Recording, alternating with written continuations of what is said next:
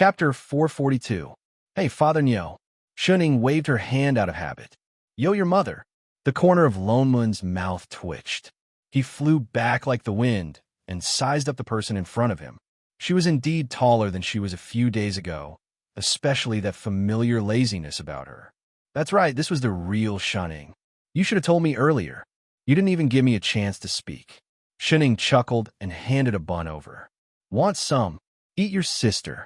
Lonmun snatched it away and stuffed it into his mouth, as if to vent his anger.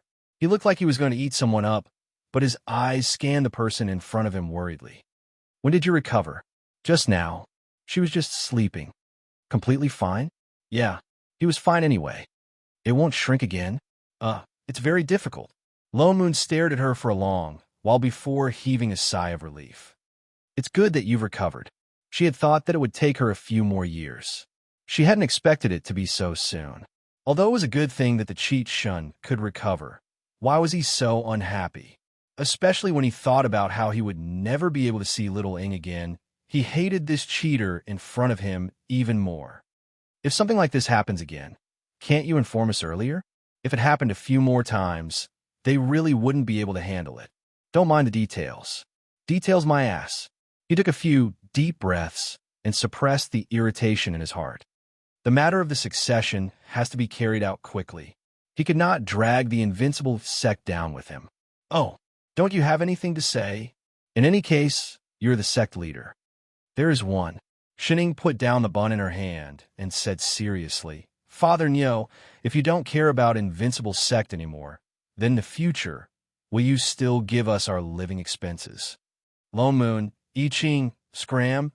As for the matter of passing on the position, Lonmun had thought that it was just a matter of passing on the legacy of the sect. He did not expect that Yu Hong would be so unwilling to accept the position of the sect master. No, it wasn't just Yu Hong. The entire sect was adamant. Elder Lonmun, are you testing me? No matter what, I will never accept the position of sect master, and no one in the sect will either. Elder Lonmun, in my heart, there is only one sect master in Invincible Sect. Alive, we are sect master's disciples. Dead, we are sect master's disciples. Now that sect master is still around, how can we replace him and go against our superiors? Elder Lonmun, you don't have to persuade me anymore. As long as I'm a disciple, I'll always be the sect master's disciple. Elder Lonmun, if I've done anything wrong, please punish me severely. But please don't put me in an unjust, disloyal, and unfilial state. Yu Hong spoke righteously and with a serious expression. She was just sure of making a hard demon oath. Most importantly, the surrounding disciples were nodding their heads in agreement. They even frequently cast him condemning gazes. Lonmun, F***CK, what did he do? He just wanted to pass on his position. Hey, wasn't this a very normal thing in the Immortal Sect? They all looked like they would go to hell if he asked them to change their sect master. Where do they come from? After so many years, he didn't create a sect, but an evil cult. In the end, Lonmun compromised and settled for the next best thing. Instead of choosing a new sect master, he would choose an elder. She would take over his and Chef's duties, but she would also manage the entire sect. In any case, Shuning was just a mascot. This time, she accepted without hesitation and promised that she would do her best to make Invincible Sect flourish. Lonmun, do you guys have some misunderstanding about a sect master? And what was with this feeling of grievance? In the end, Lonmun still chose the two guardians. Yu Hong was the left guardian, and she was in charge of everything in the sect. The right guardian was Siyu. She was in charge of teaching the disciples. After Siyu returned from the lower realm, she seemed to have gained new enlightenment. Not long ago, she successfully went through the tribulation, and her cultivation level rose to young emperor. She was also the first among this batch of disciples to ascend to emperor. As for Lan Hua, given that he had paid rent for so many years and had contributed the most during the reconstruction of the Heavenly Palace, Lonmun waved his hand. He finally settled his residency problem and officially became a member of Invincible Sect, the kind that did not have to pay rent. Lan Hua was so excited that he emptied his storage bag. This time, it was not because he was being kind. He did it willingly. It was not easy to get a foreign residency. Actually, he had stayed in Invincible Sect for so many years not only because he was used to it, but also because there was no place in the entire immortal realm that could provide him with all kinds of materials for alchemy, talismans, and weapon arrays. Because the entire sect was made up of body cultivators, no one had any use for those materials, and no one fought with him for them. Moreover, he had a good friend like Radish. He could grow all kinds of immortal herbs and find all kinds of weapon refinement materials. As an all-round cultivation maniac, where else could he find such a good place? Only a fool would leave. That was why Lan Hua had made up his mind to stay here a long time ago. After thousands of years of hard work, he finally became a member of Invincible Sect. Life was perfect, but he seemed to have forgotten that every once in a while, Lone Moon would rob his storage bag. That was the fact that he was still a pauper. Because of the change in duties, the original inauguration ceremony became a promotion ceremony. In addition, there was the matter of CU suddenly becoming an empress. Lone Moon decided to do these two things together. All the continents were still very respectful. Although all the heavenly palaces suffered losses in the previous invasion, they all came. Under the witness of everyone, Lone Moon passed the position of elder to Yu Hong and CU. He also announced that he would retire behind the scenes. He also passed the jade flute that he had used for many years to Yu Hong as a keepsake. From then on, he really did not care about anything related to Invincible Sect. Even the account books were thrown out. He let go completely. Shining looked at the pastries that were being emptied very quickly. She quickly took the last two pieces and finally expressed her objection. Father Nyo, why don't you take the account books back? Why? Lone Moon turned and glanced at her. He thought of something and said with some relief, now you know how difficult it is to manage a sect. So now you feel sorry for me? Shining looked at the empty plates on the table. No, she felt sorry for the pastries. You don't have anything else?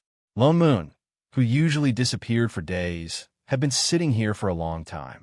Lone Moon was stunned. He looked at Shuning and then at Chef beside her. Suddenly, he thought of something. His mouth twitched, and he said in a disdainful tone, don't tell me the two of you think I'm interrupting your public display of affection. That's why you want to chase me away?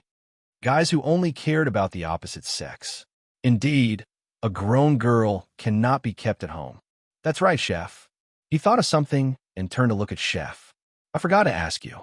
A few days ago, you suddenly sent me a message saying that you had something to discuss with me. What was it about? I Ching's face paled. The hand that was pouring tea trembled and the tea spilled out. A look of panic flashed across his face. He said anxiously, nothing. Lone Moon was stunned. You didn't sound like it that day. Didn't you say that it was about you and Shun? Father Nyo, he suddenly interrupted loudly. The panic in his eyes deepened. He picked up the empty plate on the table and said, there are no more pastries. I'll go make some more. With that said, he turned and rushed into the kitchen. Even his footsteps were a little messy. Lone Moon, what was going on? He could not help but turn to look at a certain foodie. What did you make this time? Chapter 443. Shining was stunned. What has it got to do with me? Lone Moon rolled his eyes. Don't tell me you can't tell that Chef has been acting weird these few days. He seemed to be out of it every day and would even stare blankly at Shining from time to time. Who would believe that it had nothing to do with her? Really? She really couldn't tell. Why not? He gave her "Are you blind?" look. I think it should be about that night. Oh yes, it was the first night of your recovery. He suddenly sent me a message in the middle of the night, saying that he had something to discuss with me. He even confirmed it 4 or 5 times. I couldn't sleep the whole night. Tell me, what happened that night? Shining tilted her head and thought about it. Something flashed across her eyes. A moment later, she said casually, nothing big. She glanced at the table that didn't even have a single fruit. She could only pour herself a cup of tea and pass one to Father Niel. Then she continued, it was that night that he proposed to me. Puffed. Lone Moon spat out a mouthful of tea. Cough, cough, cough. What did you say? Proposal. Had they already reached this stage? And how is a proposal not a big deal? Then you agree? I agreed. Shining replied naturally. After all, I was only 15 years old then. I didn't know much about the world. Holy shit. No wonder Chef was acting so strangely. Could it be that the matter he wanted to discuss with him that night was about his marriage with Shunning? Wait. Lonmun's mouth twitched. He looked Shinning up and down. You're not going back on your word now, are you? Am I that kind of unreliable person? Shinning looked at him. Yes.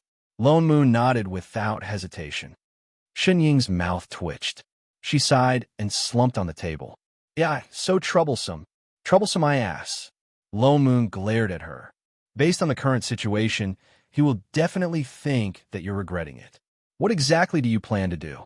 It had been so many days. She should give him a definite answer. She couldn't let Chef continue worrying about his gains and losses. Shinning tilted her head and glanced at him. A moment later, she seemed to have made a decision. She sat up straighter and said, "All right." She turned towards the kitchen and shouted, "Chef." "Master." The busy figure inside paused and glanced over. He subconsciously walked over with a plate of pastries in his hand. "Master, you called me." Before he could finish, Shinning suddenly reached out and grabbed his collar. She pulled him down forcefully and kissed him on the lips. Then she said slowly, "Chef, come to my room when it gets dark." Clang! A certain someone's hand trembled, and the pastries in his hand immediately fell to the ground. He still maintained his posture of bending over, and his whole body froze on the spot, as if he had been petrified. I Ching, Lone Moon, hey, I'm still here. Can't you guys pay attention to your image? Can't you show some love to dogs? Yeah, you haven't left yet? Shinning turned and glanced at him. Lone Moon pursed his lips. Why should I leave? This is a public place. Shin Ying's eyes narrowed. What you said makes sense. Then let's go. With that said, he stood up and pulled Chef, who was still in a state of shock, into the house. Some things didn't have to be done at night. Lone Moon shit. What was with this feeling of being forced to eat dog food? And he was the one who took the initiative to stuff it into his mouth. So, why on earth did he have to be so cheap to ask about such things? Shinning pulled Chef all the way back to the room until she pressed him firmly onto the bed. It was only then that Chef reacted. His entire body was as red as an exploding tomato. Moss, master you. He subconsciously wanted to get up, but his hands were suddenly pulled up high. Shin Ying's hand was directly above his head. He couldn't move at all. He looked up and realized that Shanning was already sitting on top of him. Her eyes, which usually carried a hint of laziness, seemed to be shining with a different light. It made him feel hot all over for no reason. Chef! She suddenly leaned closer. Her warm breath immediately brushed past the side of his ear. He couldn't help but tremble slightly. It was clearly 2 simple words, but he could hear some lingering emotions in them. I suddenly remembered, when I was 15, there was always something I didn't do. Why don't I do it today? What? I Ching only felt his mind go blank. He stared blankly at the person in front of him. His whole body felt like it was on fire. In the next moment, he suddenly felt a chill below his body. He heard a tearing sound. Shunning suddenly reached out and tore a piece of his Dharma robe, along with a piece of his belt. Her eyes even swept across a certain embarrassing part of him, intentionally or unintentionally. Master! I Ching was shocked. His eyes widened, and he subconsciously wanted to move. Suddenly, he felt a burst of warmth on his lips, and a pair of soft lips pressed against his. It was different from before when they parted after just a touch. The softness lingered on his lips, making him yearn for more. He subconsciously opened his mouth. In the next moment, something with the sweetest taste in the world flowed straight to the bottom of his heart. It was so beautiful that he had the urge to cry. Instantly, he felt the whole world blur. He had never been so satisfied before, as if he had obtained everything in the world. He instinctively began to respond, as if he wanted to keep everything or yearn for more. Moss, master, be good. A familiar voice murmured in his ear. I will be gentler. Her hand moved down slowly. It looked like it was about to reach a certain unspeakable place. I Ching shuddered slightly, as if he had suddenly woken up. He did not know where he got the strength from, but he suddenly broke free from Shin Ying's hand. Master! His face was so red that it was dripping blood. He panted lightly, but he still looked stubbornly at the person in front of him. He asked anxiously, "Are you still agreeing to marry me?" Air. Shun Ying hesitated. A look of difficulty flashed across her face. I Ching felt a chill in his heart. The burning sensation he felt just now faded away in an instant. There was a slight pain in his heart. He felt wrong for some reason. His eyes became wet. "Chef, it's not that simple." "So it still won't work?" "Marriage definitely won't work now." Shining sighed and said earnestly, "The key is to see when you can take a beating from my sister. The kind where she beats you to death." "Huh?" I Ching was stunned. His eyes widened. "Master, you mean you've seen my sister's combat power? With your current cultivation, if you want to marry me, what do you think your chances of surviving are?" There was a 100% chance that he would be beaten to death. Moreover, he would be beaten to a pulp. "So, Master, you actually agree?" He could not help but grab her hand, anxious to confirm. "Huh?" Shining was stunned. She looked at him strangely. "Didn't I agree a few days ago?" His face was wild with joy. He directly reached out and hugged the person in front of him. He was so happy that he wanted to jump out a few times. Master. Great. So Master was willing. "So, can we continue?" "Master." I Ching turned over and carried the person on top of him to the inside of the bed. Just when Shunning thought he was going to take the initiative, he suddenly sat up. With a determined expression, he said, "I will definitely work hard to defeat Senior Shun. Master, you have to wait for me. I will go cultivate now." With that said, he turned over and got off the bed. He did not even care about his torn clothes. He pulled up his pants and disappeared from the room in a flash, leaving a certain someone confused. Shunning, a gust of cold wind blew. Was it too late to break up now? That's why I said, dating your sister. Degree. Chapter 444. Invincible Sect had already been officially handed over to Yu Hong's batch of disciples. Lone Moon would still give them a few pointers at first, but as the sect slowly got on the right track, he completely let go. It was also time to leave. His plan was very good. Now that Shunning had recovered, they had nothing to worry about. But the Three Realms was not as normal as it seemed on the surface. Who knew how many more problems were hidden inside? Whether it was Hongmeng, Songren, or that mushroom world, they were all not small problems. Xinjing was not wrong at all. What the God Fiend and the others left behind was a terrible mess. After they stepped in, they found that the ground was full of holes. That was why they could not sit still and wait for death. To prevent another manager invasion, something so serious that it could not be cleaned up, it was better to take the initiative. That was why they had to check the small worlds one by one. On one hand, they could completely familiarize themselves with this plane, and on the other hand, they could find all the holes. Loman's plan was very good. He had even collected a compendium of delicacies in the Three Realms, prepared for Shun Ying's temporary laziness. But he did not expect that before Shan Ying objected, Chef suddenly did not want to do it. He even suddenly said that he wanted to go into seclusion to raise his cultivation. At first, he thought he heard wrong. Was he kidding? With that little cheat of his, did he need to raise his cultivation? What's more, they were playing assistants. They themselves were the peak of this world's combat power, especially after they had completely mastered the abilities of assistants. The so-called cultivation, in their eyes, was just data that could be adjusted at will. There was no need to raise it, unless they met another invader like the last time. Otherwise, in the entire Three Realms, only Shining and he could fight him. But Chef seemed to be determined this time. No matter what Lone Moon said, he did not change his mind.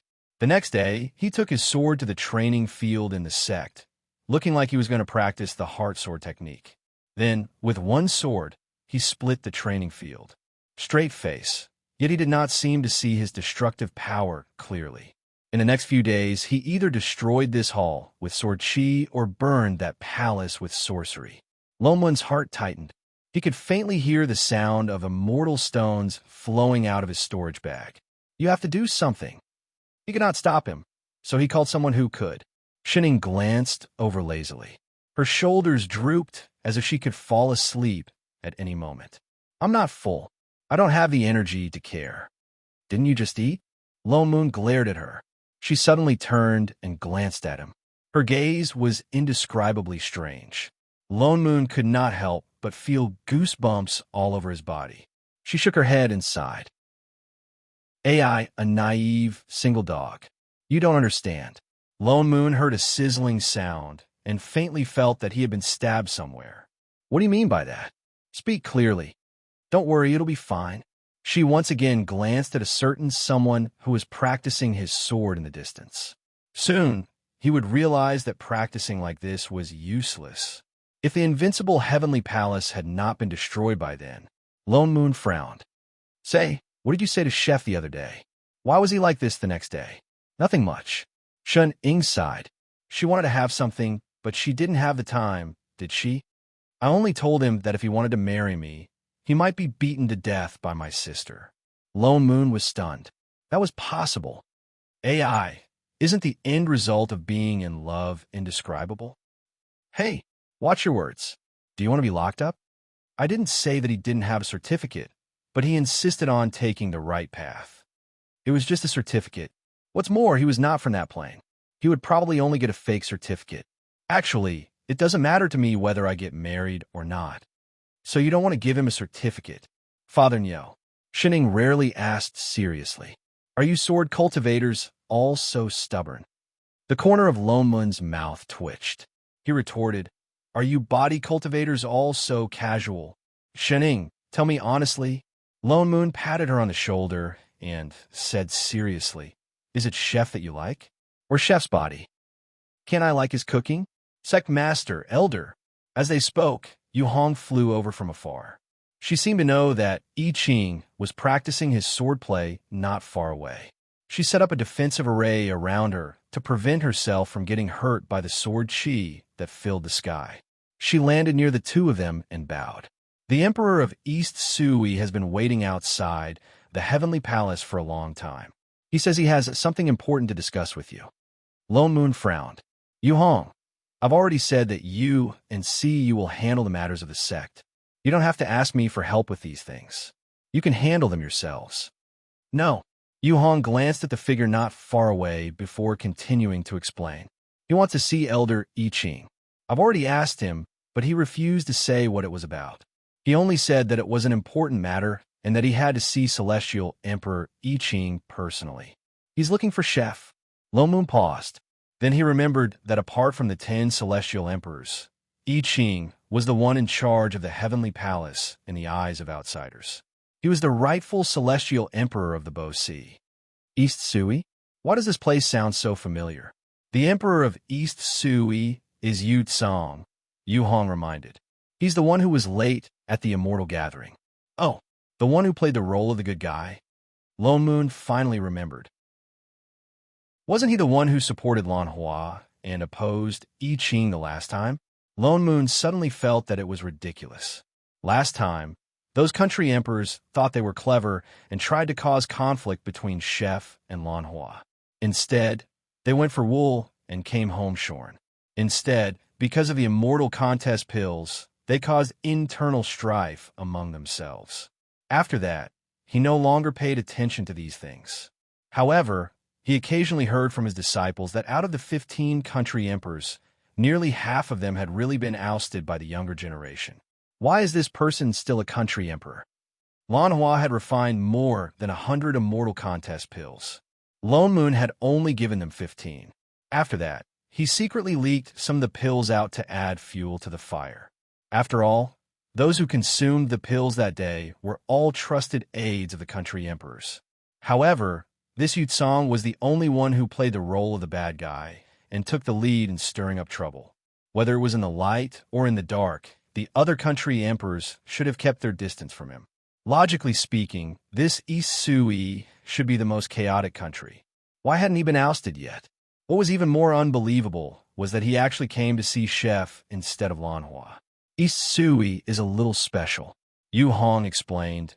It is rumored that the immortals in charge of the various regions of East Sui, as well as the various city lords, are mostly immortals who ascended from the same realm.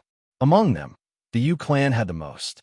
They were an aristocratic family of cultivators in the lower realms, and it was rare for them to be able to maintain this status after entering the higher realms. Perhaps because we're from the same realm, we've always been more united than other countries. That's rare. Lone Moon paused. There were very few cultivators who could become immortals. Although there were many immortals in the celestial realm, they had all ascended from the vast 3,000 worlds. And this 3,000 did not only refer to the 3,000 worlds, the real number was far more than this. For a single world to produce so many immortals, it was clear that it was also a world with extremely dense spirit chi. It was no wonder that Yutsong was still able to sit firmly on the monarch's seat. It was because of the same interest group behind him. Lone Moon didn't know what urgent matter was that made him come all the way to Chef. Lone Moon's interest was suddenly piqued. He nodded at Yu Hong and said, "Since the monarch wishes to meet us personally, we naturally have to meet him. Yu Hong, bring them to the front hall. We'll be there soon." Yes. Only then did she turn and fly away.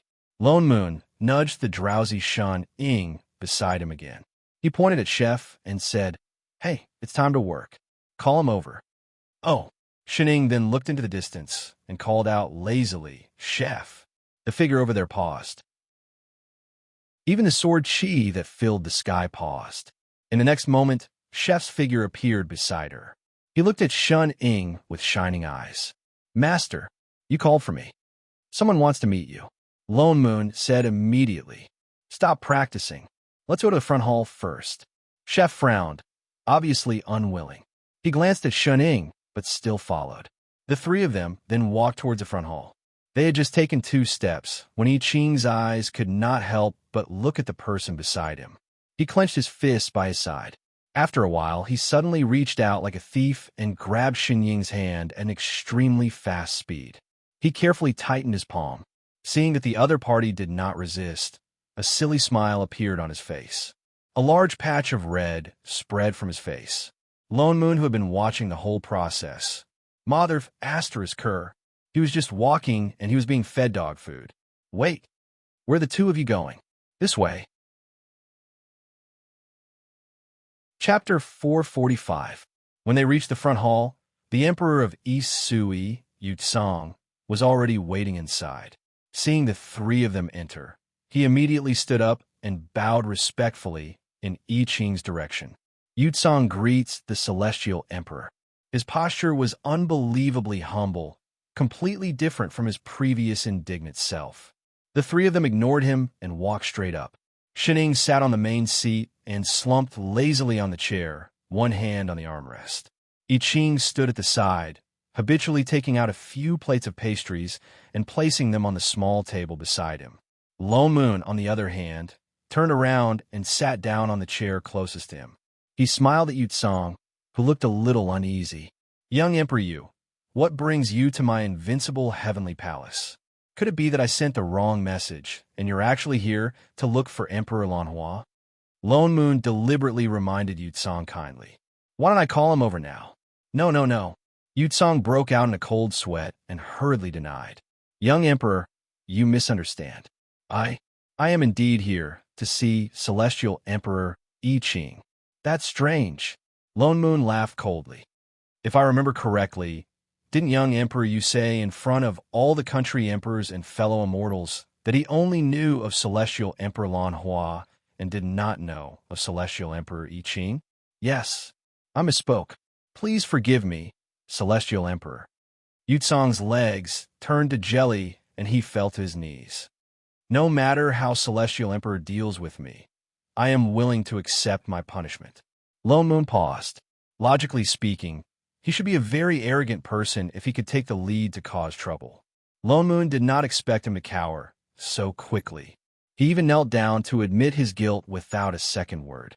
Lone Moon suddenly felt that the matter he was here for today must not be that simple. "But this matter is my own doing. It has nothing to do with East Sui or the people of Bo Si." He looked up at I Ching, who was seriously handing food to Shun Ying. I Ching did not even look at him. Yutsong stiffened and turned to Lone Moon. "The matter I am here for today is very important. It concerns the entire immortal realm. Only Celestial Emperor I Ching can help." Oh, Lone Moon was a little curious now.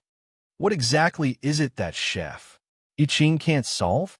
Yu Tsang's expression changed. He seemed to have thought of something. He hesitated for a moment before saying in a low voice, Emperor, my East Sui country is located on an island east of the Bo Sea. There were many immortals, but in recent years, no new immortals had ascended. At first, we didn't know the reason either. We thought it was because the cultivators of the lower realms didn't have the opportunity. He raised his head and glanced at the few of them. His eyes darkened before he continued. But a while ago, the city lord of East Sui's #1 city, Chongqing, sent a letter saying that one of his nephews in the lower realm originally had extremely high potential to cultivate to immortality. Moreover, he had long divined his fate, and he would definitely ascend to immortality. However, for some reason, it suddenly fell during the tribulation and was unable to ascend. Only then did we notice something strange. Lone Moon frowned and glanced at him. Cultivation is an act that goes against the heavens.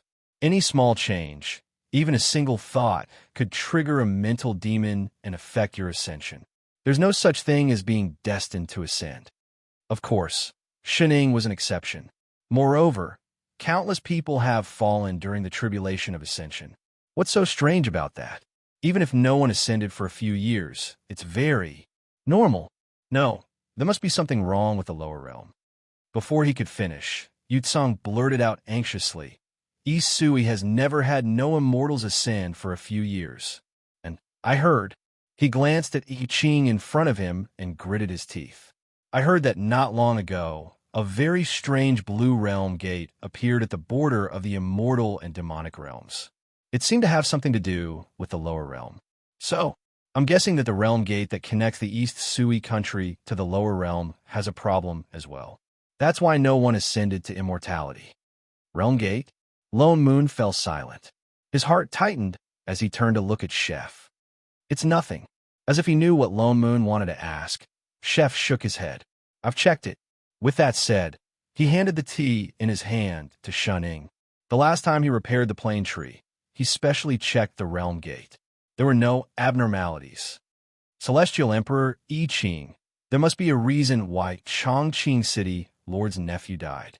Seeing that they did not believe him, Yu Tsang said anxiously, the sacred arrival realm he's in has always been rich in spirit chi. Many immortals in East Sui come from that realm. But in recent years, no cultivators have ascended. Although a few years is not a long time, one day in the immortal realm is 100 years in the lower realm. Now tens of thousands of years have passed. No one has ascended in 10,000 years. How can there be any abnormalities? These words seem to make sense, but young Emperor Yu, have you forgotten that when cultivators ascend to the upper realm, the location of the immortal ascension stage is always uncertain? No one has ascended in your East Sui, yet you don't allow people to ascend to other continents. This is not like giving birth to children, where they can give birth to children. Lone Moon's eyes narrowed as he glanced at Yu Tsang. Or is it that young Emperor Yu is so sure that there are abnormalities in the lower realm because you have some other information and know in advance where they will ascend from? Yu Tsang's face paled. He looked guilty as if he had been exposed. His eyes darted around frantically. After a while, he gritted his teeth, cupped his fists, and knelt even straighter. Please forgive me, Celestial Emperor. I did you some tricks. He looked up at Lone Moon, then glanced at I Ching, who did not even spare him a glance. Then, with some guilt, he said, I was once in Yulin immortal domain and was fortunate enough to find an ancient array formation. This array formation can create a kind of connection between cultivators from the same realm. That's why I set up this array formation in the various cities of East Sui, so that immortals who have just ascended can quickly meet up with people they know. That's why East Sui has always been so prosperous. Lone Moon glanced at him. So this was the reason why he had not been removed? Celestial Emperor I Ching. Yu Tsang continued to speak to Chef anxiously. My powers are low. I can't find out what the problem is with the research. This matter is very serious. You are a divine being. I'm sure you have a way. Please, Celestial Emperor, follow me to East Sui and investigate this thoroughly. I'm not going. Before he could finish, I Ching rejected him. He still had to cultivate and marry his master. Why would he go? Celestial. Celestial Emperor. Yu Tsong was stunned. He did not expect I Ching to reject him so decisively. He turned to Lone Moon for help. Young Emperor Lone Moon, go back first. Lone Moon did not agree directly. We have our own plans for this. But Yu Tsong still wanted to say something. Lone Moon had already turned around and waved his hand. Men, send young Emperor Yu out. Yu Tsong had no choice. He looked back and forth at the few people in the hall, then left reluctantly. Only when Yu Tsong was sent out of the heavenly palace did Lone Moon turn to I Ching. Chef, what do you think? I Ching frowned. As he peeled a fruit, he replied, there are many loopholes. He did not tell the truth, but there might be something. I think so too. Lone Moon nodded. This Yu Tsong must be hiding something. What's more, what I find strange is his attitude towards the lower realm. I Ching turned back to look at him. Logically speaking, after ascending to immortality, one would naturally be indifferent to everything in the lower realm. Lone Moon frowned. Those who are going through the tribulation of ascension need to cut off all ties with the mortal world and completely end all worldly matters. Only then can they ascend safely. Or like Roasted Chicken Gal and her husband, if they have the ability to withstand the lightning tribulation, they can bring others along to ascend. Is that so? Shuning, who was nibbling on a fruit, suddenly looked up. I'm not talking about you. Shut up. Cheats should not participate in the discussions of us, ordinary people. Go eat your fruit. Oh. She continued to nibble. So, Lone Moon continued to look at Chef. There are so many immortals in the immortal realm. No one would be so concerned about the mortal world. They would also constantly pay attention to whether someone is ascending. And the array he mentioned is very strange. Chef, in this world, there really is an array that can control the position of one's ascension. There is. Chef nodded affirmatively. The Mystic Spirit Array can temporarily open the realm gate and connect the two realms. But this is an array of the divine race. I don't think immortal spells can reach this level, but it can indeed control the position of the realm gate. Lone Moon's expression darkened. He thought of something and sent a message to Yu Hong to give some instructions. Soon, Yu Hong came in with a list. Elder Lone Moon, this is the list of Earth immortals who ascended from the Bo Sea in the past 10 years. Lone Moon opened the list and looked at the data for the last 5 years. Indeed, the distribution of Earth immortals who ascended from all over the world was very even. There were tens of them in each country every year. Only the country behind East Sui was empty. There was not a single one. It seems that what Yu Tsong said about no immortals ascending these few years was true. Could it really be because of the plane invasion? He frowned and looked at a certain foodie. Shuning, what do you think? Shuning, who was suddenly called out, stopped chewing on her fruit and pointed to the list in his hand. I'll start from the front. Huh, what did she mean? He looked down at the beginning of the list and his eyes widened. Holy shit. Chapter 446. The more he read, the more shocked he became. He hadn't noticed it earlier, but now that he looked at the list from a few years ago, there were a lot of names behind Isui. There were more than 100 of them, almost 10 times more than the other countries. Isn't this too exaggerated? Anyone could tell that there was something wrong with this name list. Even if Isui was some kind of feng shui treasure land, it was impossible for over 100 Earth immortals to ascend in a year, right? Moreover, ascension depended on the cultivator himself. It had nothing to do with the location of the upper realm. Could it be that the array could really snatch the immortals who had ascended to East Sui? Lone Moon could not help but take a closer look at the list in his hands. He paid special attention to the situation of the other countries and found that there was no significant decrease in the number of countries. Then what was going on? Yu Hong, how much do you know about East Sui? He turned to look at the person beside him.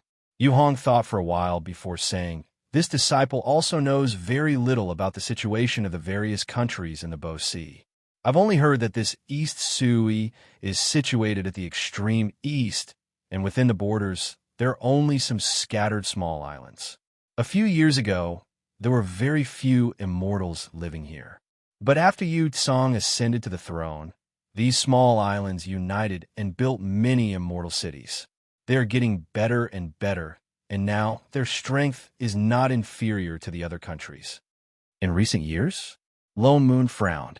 You're saying that East Sui only started developing recently. It seemed like it really had something to do with that array.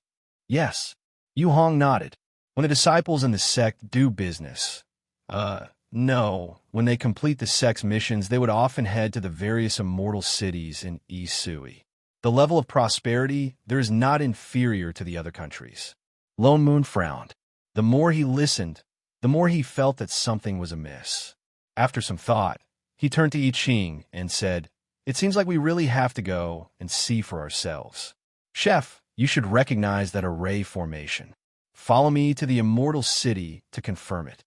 "But I still have to cultivate." I Ching frowned, a little dissatisfied. "You call that cultivation? What you're doing is a demolition, okay? Let's get down to business first." As he spoke, he turned to look at Yu Hong. "Yu Hong, we'll be leaving for a while. We don't know when we'll be back. I'll leave the sect to you." "Yes, let's go."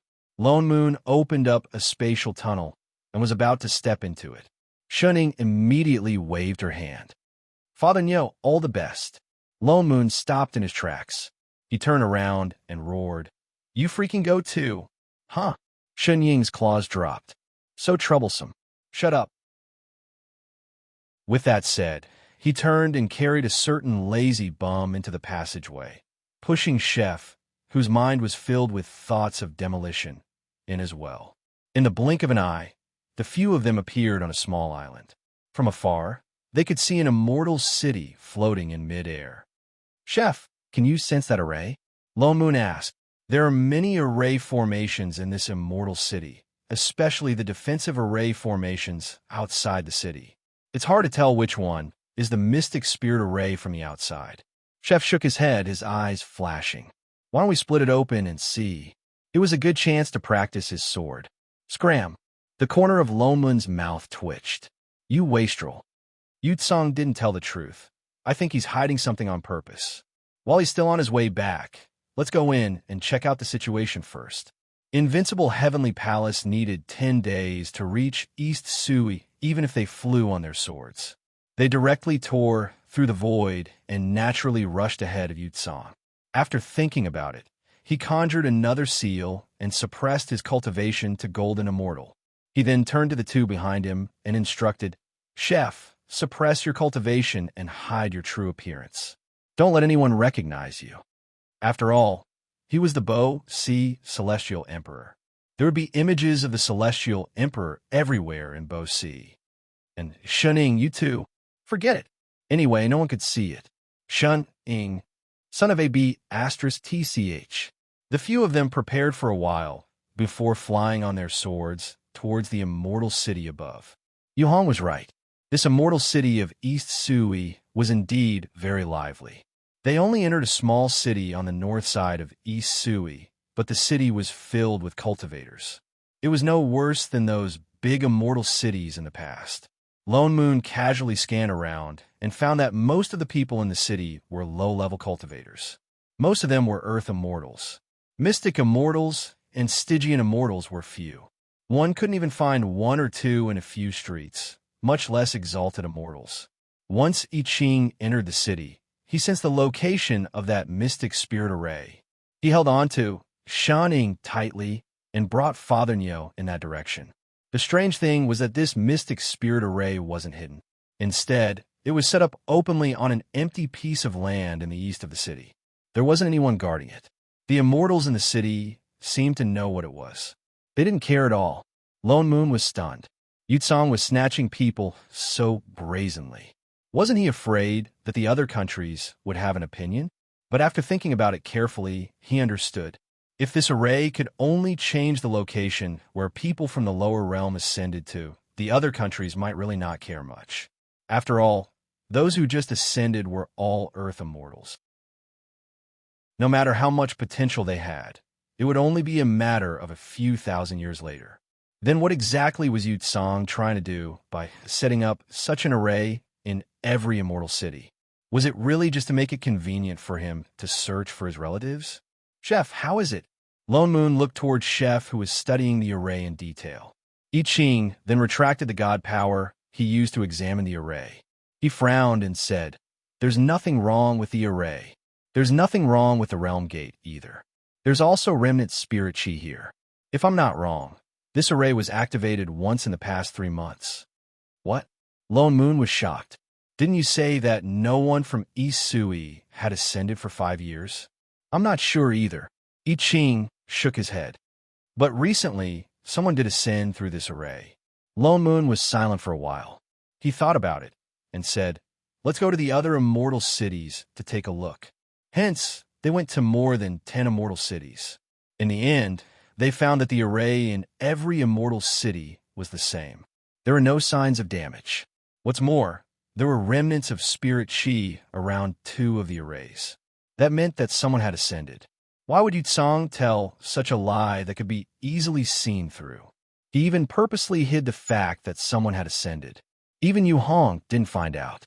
Could it be just to make them believe that there was a problem with the realm gate? "Can we eat now?"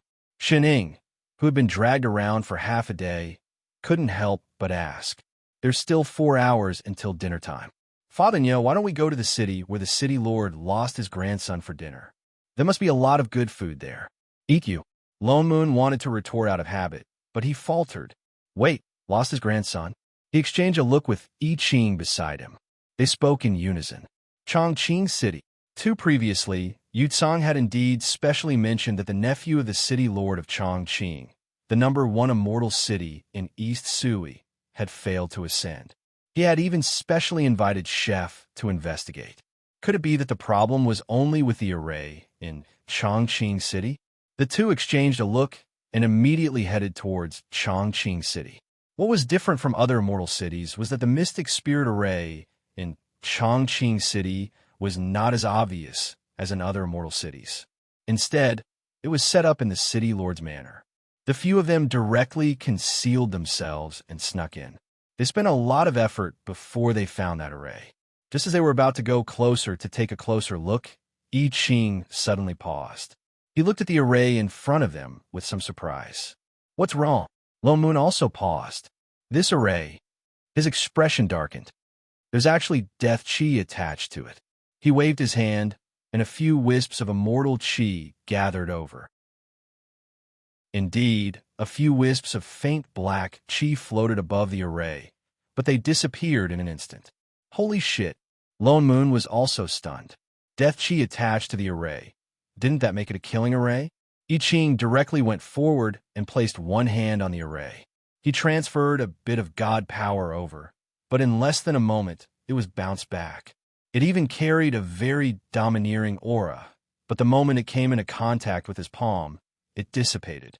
The realm gate here has indeed been closed. He then stood up, frowned, and corrected himself. "No, I should say it's locked." "Lone Moon, what?" Chapter 447.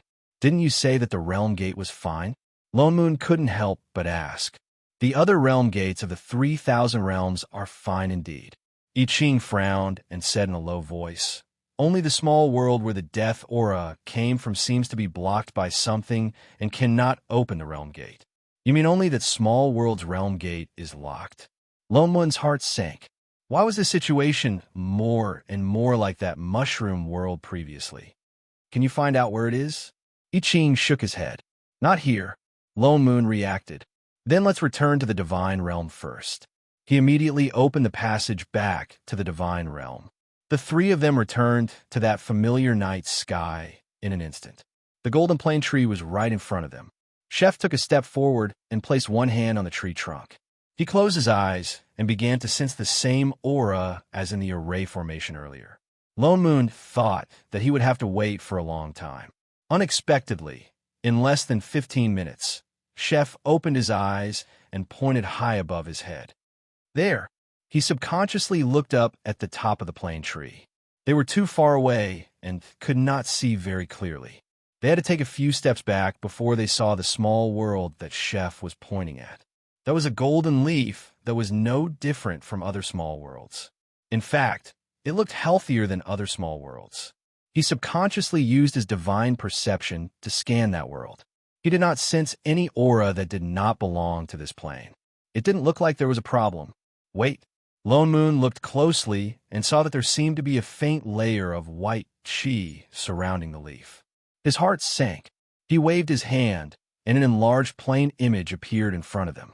He looked closely at the surroundings of that small world. There was indeed a layer of white chi. The plane tree was originally shiny gold. In addition, it was too huge. This small world was also at the top of the tree. That was why they did not notice this layer of white chi. Now that they looked at it, that layer of white chi was surrounding the entire small world. It seemed to be isolating something. This was a reason why the plane was locked. What is this? Lone Moon pointed at that layer of white chi. I have never seen it before, but it is indeed blocking the opening of the realm gate. I Ching shook his head. Lone Moon's expression darkened.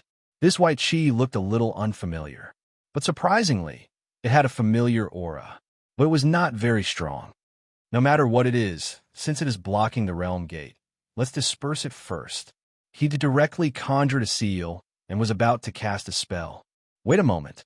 Shan Ying, who was nibbling on a fruit beside him, suddenly grabbed his hand. Don't be so rash, Father Niu. Lone Moon paused and turned to look at her. You recognize this thing? Shan Ying tilted her head and replied, I guess. What did he mean by calculate? What is that? The power of the rules. She retracted her hand and continued to take a bite of her fruit. It's what you guys call the heavenly Tao. The two of them, what? Lone Moon and I Ching were stunned. What the hell was the heavenly Tao? The realm gate of this small world was sealed by the heavenly Tao. The two of them looked at each other. Ever since they grasped the assistant's ability, they naturally knew what the so-called heavenly axiom was all about. These were all the laws and rules of this dimension. They were like the most intricate program that controlled the entire world and ensured the normal operation of the dimension.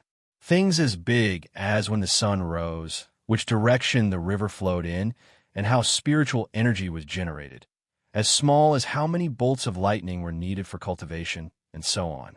These were all the rules of the heavenly Tao. Assistants and managers were the people who controlled and managed the rules. What they did was to ensure the stability of the heavenly Tao. If there were any abnormalities in the plane, then the rules would be messed up. If the rules were messed up, then the heavenly Tao would be messed up. It would definitely cause a series of chain reactions that would involve the entire plane. Lone Moon reached out with his divine perception again. This time, he did not explore the small world directly. Instead, he circled around the faint white chi. Indeed, he did not encounter any obstruction. Instead, the white chi seemed to see its kin. It fought to get closer to his divine perception, with some eagerness to lead it into the small world. It was as if it was complaining. The corner of his mouth twitched. He retracted his divine perception. The aura was similar to the assistant's energy in his body. It was also very familiar. He felt it every time he adjusted his cultivation. Shan Ying was right. That was indeed the power of the rules. The heavenly Tao would only feel this kind of closeness to the people who managed and created it. Then the question was, why did the heavenly Tao seal the realm gate of this small world? Lone Moon vaguely felt that it had something to do with that small world. However, the heavenly Tao did not have a consciousness and could not tell him directly. Apart from the realm gate, there are no problems with the other rules. I Ching also checked the small world. Reincarnation and rebirth were not affected. They just could not ascend. The sealing of the realm gate must have something to do with the cultivators of this world. It looks like we have to go there to find out the reason. Lone Moon thought so too. He nodded and said, "There's no time to lose. Let's go." After thinking for a while, he instructed, "The realm gate cannot be opened easily for now. We can only break through the void and go together. The rules of this world are already messed up. Be careful." With that said, he looked at a certain person with emphasis. "Especially you. Shan Ying. Meow, meow, meow. It's almost dinner time. Try throwing it again?" "Dinner. No problem, Father Niu." She immediately patted her chest and promised. Why was he even more worried? You stand in the middle. He pulled her to the side. After thinking for a while, he still felt worried. He took out a Dharma artifact made of white muslin. He first tied Shenying's and Chef's hands together several times. Then, he forcefully tied a few dead knots. He turned around and grabbed her other wrist. Only then did he feel relieved. Let's go. The three of them walked straight in. They only felt their vision go black. They faintly felt that there was something squeezing around them. In an instant, their eyes lit up. In the next moment, they arrived at a bustling place. This seemed to be a market. There were many people around them. Seeing them suddenly appear on the streets, they could not help but surround them. They looked at them with some surprise and curiosity. There was even a hint of excitement in their eyes. Lone Moon was stunned. Shun. He subconsciously turned to look at Shenying. Unexpectedly, he met Chef's confused face. The person who was originally supposed to be standing in the middle was gone, and his right hand, which was still tightly holding onto her just now, was now tightly intertwined with Chef's left hand. There were several circles of white muslin Dharma artifact tied around it. There was even a big, thorny butterfly knot on it. Ching. Lone Moon. What was with this old joke that was not the least bit surprising? He thought of his warning just now. You can try throwing it again? Let her try. She really did try. Master. Chef was the first to react. He directly flew on his sword to look for them. Master. Chef was the first to react. He directly flew on his sword to look for her. Wait. Holy shit. Lone Moon did not have time to react. His entire body was directly dragged into the air like a kite. Do you think you're hanging sausages?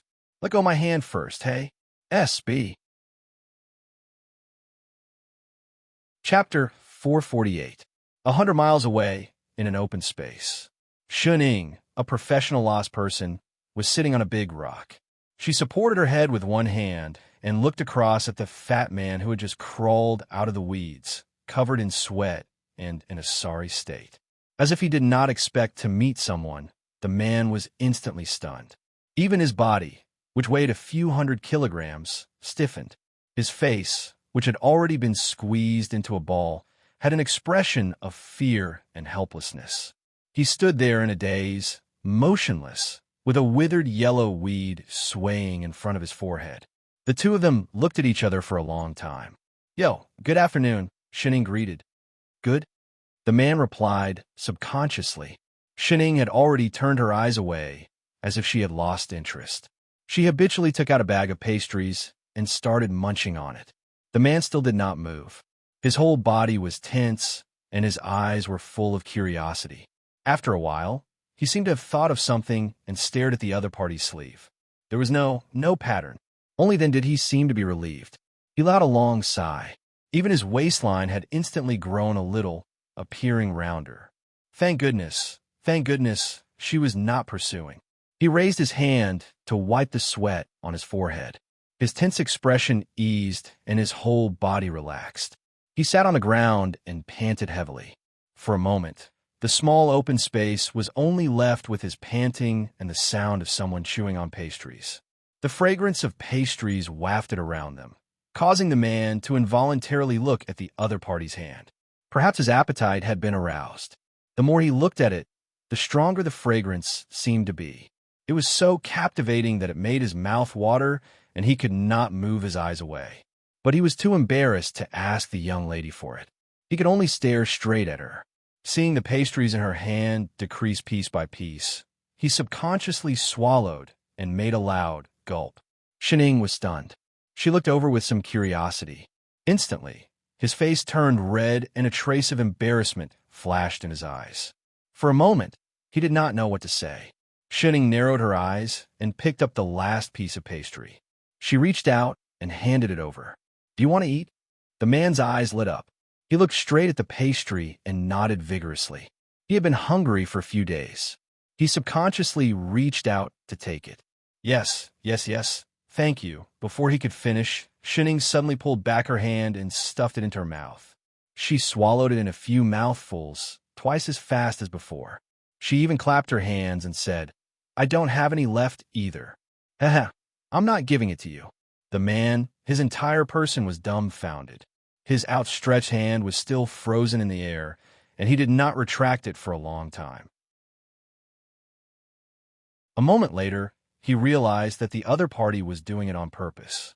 A trace of grievance flashed across his basin-like face, but he wasn't angry. After all, it was someone else's thing, and he misunderstood. He weakly retracted his fat hand and rubbed it with some embarrassment. A moment later, as if he had rested enough, he looked up at Shan-ing and asked, "Miss, aren't you a cultivator?" Cultivators did not need to eat. Shan-ing, who was munching on another fruit, tilted her head. "No." "Oh." His expression seemed to relax even more, and he squeezed out a simple and honest smile. Thinking of something, he could not help but remind her, this forest has always been haunted by demon beasts. Miss has no cultivation and is alone. It's better not to stay here. Leave as soon as possible. It's fine. Shan-ing shook her head nonchalantly. I'll wait for someone to pick it up. What did she mean by waiting for someone to pick it up? The man was stunned. Seeing that she had no intention of getting up, he could only climb up and plan to leave. He had just taken 2 steps when he was worried again. He turned back and spoke again. Miss, why don't you leave with me? There are not only demon beasts in this forest, but also divine imperial sect disciples patrolling. If they find you, they will not let you off. Divine imperial sect disciples? Shan-ing tilted her head. Yes, this is the sacred nether forest, the forbidden land of divine imperial sect. No one is allowed to enter. Oh, you have to believe me. The ordinary disciples patrolling here are all golden core cultivators and above. Seeing you here, they will not listen to your explanation. The divine imperial sect disciples you're talking about, are they the ones who wear white clothes and have a few circles drawn on their sleeves? Those are not circles. The man corrected her. Those are the sacred fire auspicious patterns. Oh. Shan-ing suddenly raised her finger and pointed to the right. Like those 2? The man was stunned. He turned back abruptly and saw that in the distant sky, 2 black dots were flying towards them. His face paled instantly. His eyes slowly filled with fear. He directly reached out and pulled Shan-ing down from the rock. Hide quickly. He pulled her and turned to hide behind the rock. Cold sweat poured down his forehead like a flower shower. His whole body trembled. After a while, he stood up again, as if he knew that a mere small rock could not block the sight of those 2, much less the detection of the cultivator's sorcery. His expression became even more panicked. What do we do? What do we do? We've been discovered so quickly. They will definitely see us. Looking around, he realized that there was a large stone wall behind him. In front of him, there were retreating soldiers. There was no way to retreat. Seeing that the 2 people were getting closer and closer, he punched the stone wall weakly. Why is there not even a place to hide? Hide! Shan-ing glanced at Fatty, who was like a moving meatball. She looked at the stone wall and narrowed her eyes. Then, she raised her head and imitated Fatty's method of punching just now. She lightly patted the stone wall. In the next moment, there was a loud rumble. The entire stone wall caved in instantly. A crack extended downwards. Even the ground split open. Like an earthquake, heaven and earth shook. A crack that was more than 2 meters wide appeared at their feet. It looked as if it was going to tear the entire forest apart as it extended forward. The man, what was going on? I found a cave. Shan-ing pointed at the entrance of the cave and exclaimed seriously. Are you sure you found it? You were the one who smashed it, all right. You can hide now. Hide! Shan-ing dived into the cave. With such a huge commotion, was there any use in hiding now? The man wanted to cry. He looked back at the 2 figures who seemed to have stopped in midair. Gritting his teeth, he turned and followed her into the cave. Then, he was stuck. A circle of rubble at the entrance of the cave was stuck in his stomach.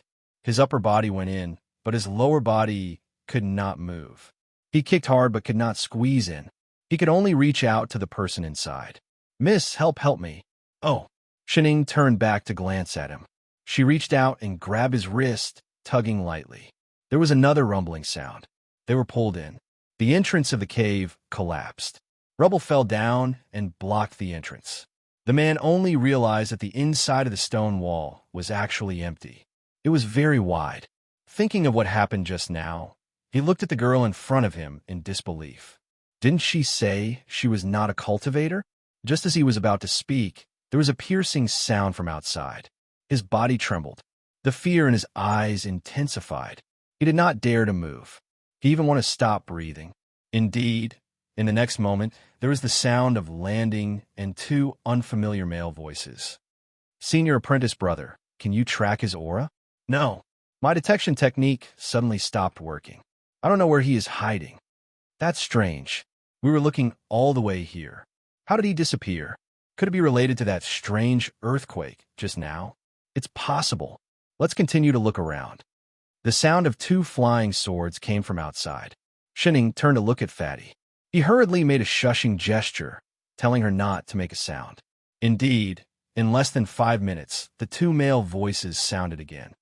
Could it be that he really is not hiding nearby? A person without a cultivation base would at most be able to reach this place with his speed. Senior apprentice brother, just in case, let's go back the way we came. He might not have run here yet. You're right. Let's go. The two of them left again, but Fatty still did not dare to move. He listened nervously to the movements outside. This time, after more than 10 minutes, the two men's voices sounded again. They cursed in exasperation. Damn it. I can't believe we really let him get away. What should we do? Now that he's gone, Uncle Master you. There's no way he can run away by himself. Someone must have helped him. Let's go back and report to Sect Master first. With that, the two of them really left. Fatty froze for a whole half an hour before he exhaled. He looked as if he had gone through a huge battle. He sprawled on the ground, panting heavily. Shining glanced at him before continuing to nibble on her fruit. Kacha, kacha, kacha sound were especially loud in this cave. They should have left. Fatty panted for a long time before he finally sat up. He gave her a grateful smile, but the flesh on his face trembled. If it wasn't for you, we really would have been caught. Oh, it might be a little difficult to catch them. It was easier to throw them away. He looked around and continued. They might still be guarding outside. We can't go out the way we came.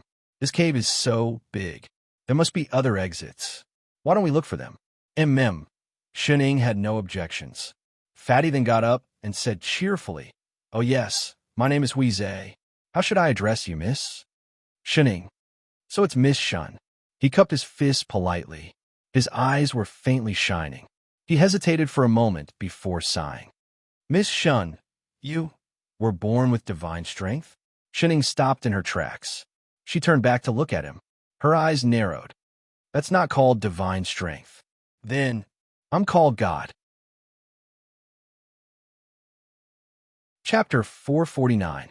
Huizhe felt that this girl called Shining might be a little crazy. How could there be someone who called herself a god? But he was still relieved that she was willing to leave with him to find the exit. After all, the sacred nether forest was indeed too dangerous. Though he didn't know why she would appear here. But she had no cultivation and was a girl. Even if she was born with godly strength, she probably wouldn't be able to escape from the jaws of high-level demon beasts. He seemed to have thought of something. He reached into his robes and took out a pearl the size of a fist. He shook it hard, and a moment later, the pearl emitted a white light, illuminating the originally dark cave. He thought for a moment, then directly stuffed the pearl into Shun Ying's hands. Miss Shun, please help me take this. Oh, Shining took it, but he started to dig into his pocket again, maybe because he was too fat, his whole body squatted down, but after a long while, he still couldn't take out anything. He could only pull out his hand, like hugging a watermelon. He hugged his round belly with both hands and lifted it up, then stomped his feet and bounced on the spot. With a clatter, items fell out from under his belly one after another, instantly piling up on the ground. Dharma artifacts, talismans, spirit stones, there was everything. Shun Ying, is there a heaven and earth bag hidden under your belly?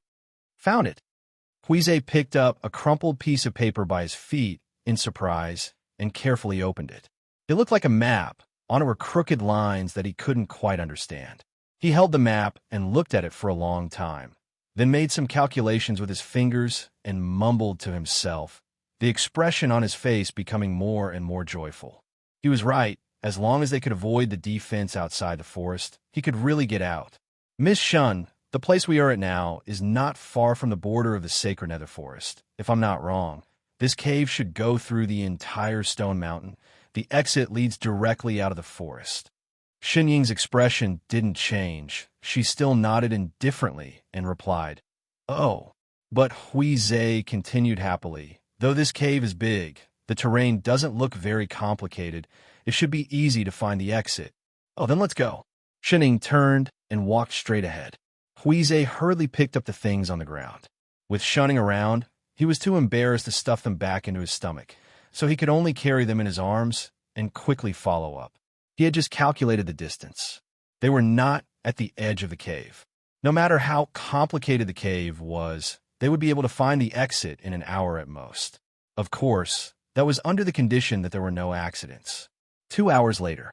"Miss, I think we've just been here." "Oh, then let's go left. We've already walked there 6 times. What about the right side?" "I walked to the right side 9 times. What about the back?" "The back is blocked, and that's where we came from." "Air." Xinying stiffened.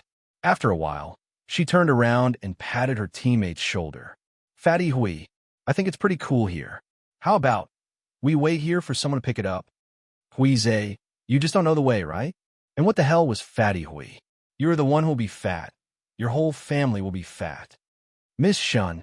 Huizhe heaved a long sigh helplessly. "Why don't we trade? You return the bead that illuminates the light to me first, and I'll lead the way." "Oh, why didn't you say so earlier?" Xinying glanced at Huizhe, who was carrying a huge pile of items. She reached out and placed the only bead that illuminated the light on top of the pile of items. In order to prevent it from falling, she even used the talisman on top to press it down. Then, she decisively retreated behind him. "Done." Huizhe, who was waiting for her to help pick up the items. Were all the girls in the world like this? He was stunned. After a while, he resigned himself to his fate and walked forward. He struggled to identify the direction through the seams of the items. The two of them walked in the cave for another 15 minutes or so. Finally, a white light appeared in front of them. There was even a faint scent of fresh air. "It's the exit." Huizhe was delighted. He quickened his pace and walked in that direction. After a few steps, he seemed to have thought of something and stopped. He turned around and put down the items in his arms. He grabbed a handful of talismans and stuffed them into Xinying's hands. "Once we get out of the cave, we'll be at the border of the sacred nether forest. There will definitely be cultivators guarding there. Quick, stick the talismans on so that they won't find us." As he spoke, he grabbed a few talismans and stuck them on his body as if they were free. He stuck dozens of them on in a row. He was almost sticking himself like a telephone pole. Seeing that Xinying didn't move, he urged again. "Stick them on quickly. If they find us, we won't be able to escape." Xinying glanced at the paper in her hand. The paper was crooked and unique. So ugly. She really couldn't stick them on. "I don't need them." She really didn't need them. "Don't look down on these. They're very useful. I relied on these to run." He stopped mid-sentence and continued to urge her. "Really, I won't harm you. As long as we have these, they—" "Where are you going?" "Wait, Miss Shun." Seeing that Xinying was already walking towards the cave entrance, Huizhe panicked. He picked up the items on the ground. Not caring if they fell or not, he jogged after her. "Miss Shun, don't." Before he could finish, she had already walked out of the cave entrance. In the next moment, 2 white figures suddenly descended from the sky. They were surrounded by thick spirit chi and blocked in front of the two. Huizhe was shocked. They had indeed caught up. He wanted to pull Xinying away, but it was too late. In a moment of desperation, he stumbled and fell forward. He was about to fall head first into the cave, but Xinying suddenly reached out and grabbed him by the collar. She pulled him back. "Don't worry," as if she knew what he was worried about. Xinying said casually, "The people who picked me up are here." "Picked?" Huizhe was stunned. He looked down at the sleeves of the 2 people in front of him. He didn't find any familiar patterns. "Weren't they? Hey, Father Nyo Chef." Xinying walked out and waved a hand in greeting. "Hey, your sister." Lone Moon glared at her angrily. He resisted the urge to beat her up. He turned and scanned Fatty from head to toe. His already dark face became even uglier. Who is this ball covered in broken paper? And where did you pick it up from? I picked it up from a cave. Shen Ying answered. The corner of Lomun's mouth twitched. He directly retorted. Can't you freaking have some self-awareness? It's only been a few hours since you lost it. Don't randomly pick up random things, all right? In the end, he was the one who raised it. Huize, who was full of nonsense. Master. I Ching ignored the angry Father Niu. He stepped forward and held Shen Ying's hand. He looked at it carefully. Are you all right? I'm fine. Shen Ying shook her head. After some thought, she added, I just didn't eat dinner. I'll make it right away. I Ching immediately turned and conjured an earth element spell. He instantly set up a stove. Then he took out pots and pans, oil, salt, and vinegar, as well as all kinds of fruits, vegetables, and meat from his storage bag. He summoned a ball of fire. He waved a spatula and started to cook smoothly. Huize, what? What was going on? Weren't they supposed to hurry and escape? Why did they suddenly start cooking? The scene changed too quickly. He couldn't react at all. He looked up at the other person. Are the two of you Miss Shen's friends? No, Lone Moon retorted directly. His expression darkened. I'm a creditor. Children were all debt collectors. Huh. I'll settle the score with you later. Lone Moon ignored Fatty and turned to glare at Shen Ying. Out of habit, he took out tables, chairs, bowls, chopsticks, and other items and placed them at the entrance of the cave. He even conjured an earth elemental dharma spell to fill in the space. What kind of people were these? Miss Shen. He could only look at Shen Ying with a face full of questions. But he saw that she had already moved to Chef's side and started asking in a low voice. Chef, on the way here, did you pick up those little animals? Don't worry, Master.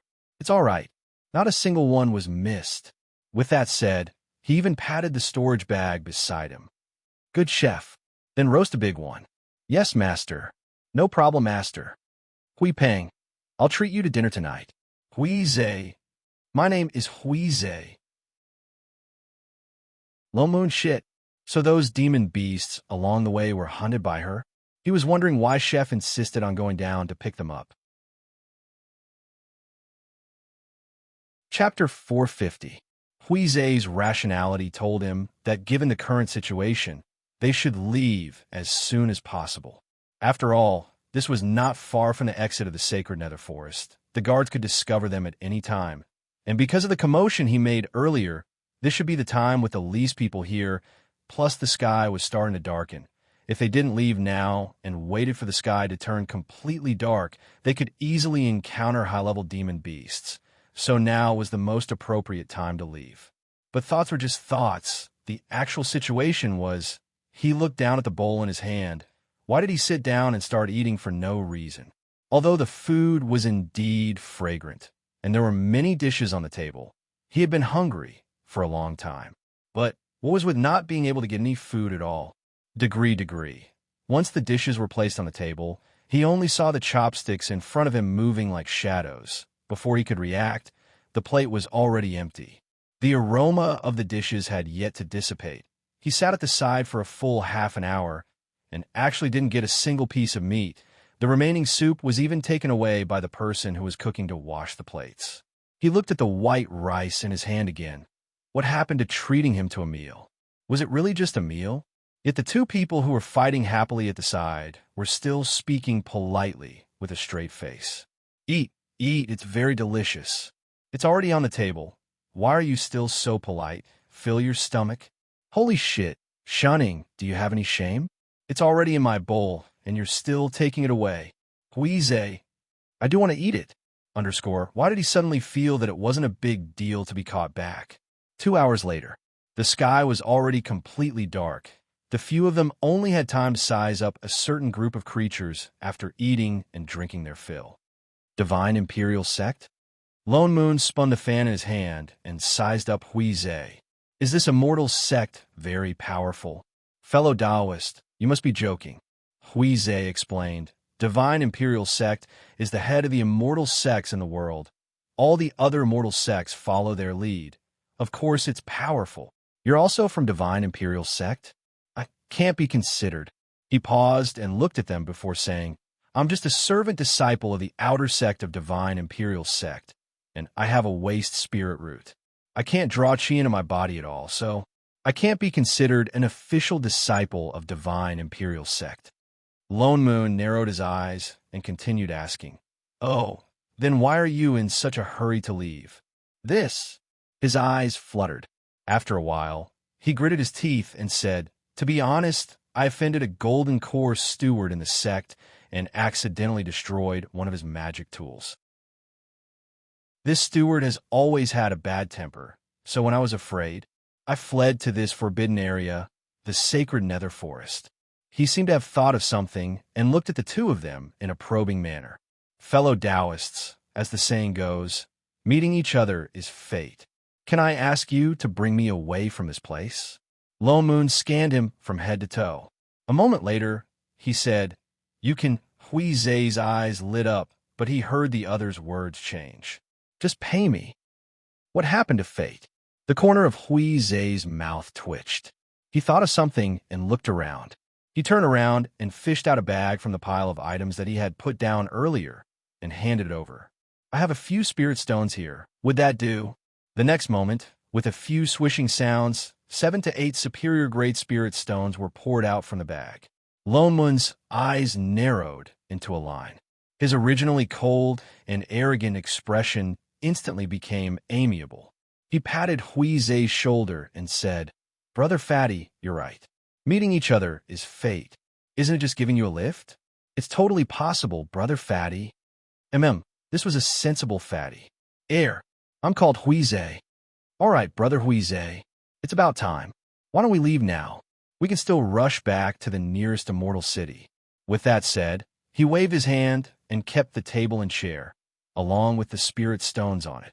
Now, Hui Zai was shocked and started to hesitate. Why? Could it be that Brother Fatty isn't full? I want to eat more. Plain rice had to be charged separately too.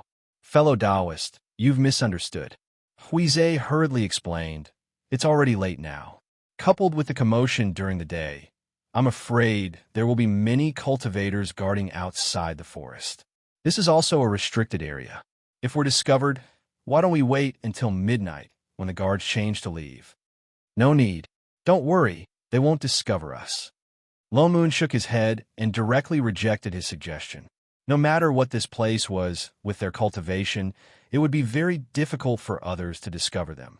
Besides, he turned to look at a certain cheat. With Shun Ying's presence, it would be very difficult to discover them. This forest isn't that big. We can just fly out directly. Hui Zai was still a little worried. After some thought, he immediately turned back to pick up the pile of items on the ground. He pulled out a stack of talismans and walked over. Then why don't everyone stick this on? It'll be safer. Lone Moon and I Ching were instantly stuffed with a pile of yellow talismans. What's this? Aurican sealing talisman. It can hide one's body. Lone Moon looked at the talisman in his hand that was drawn in a mess. There was no pattern to it at all. This is an Aurican sealing talisman? Are you King kidding me? Who drew this talisman? This kind of talisman without any flow of spirit chi. It must have been drawn with feet, right? It's me. Fatty scratched his head in embarrassment. You? Lone Moon scanned him from head to toe. I thought you couldn't cultivate? There was no trace of spirit chi on him at all. He probably had never cultivated before. This is what I learned from other disciples when I had nothing to do. It can be used, he said with a serious face. Although it's very weak, it'll be effective after sticking a few more, really. Was this why he stuck himself like a mop? Brother Fatty's talisman is really unique. The corner of Lone Moon's mouth twitched. For the boss's sake. Thank you, Brother Fatty. With that said, he directly threw the fan in his hand out. It instantly became big and floated in front of him. Let's go. He grabbed Fatty by the collar and threw him up forcefully. Hui Zai did not react in time. He lost his footing and almost rolled off the fan. He could only hug his pile of items tightly and sit in the middle. I Ching, who was at the side, lowered his head to look at the talisman in his hand. His eyes darkened.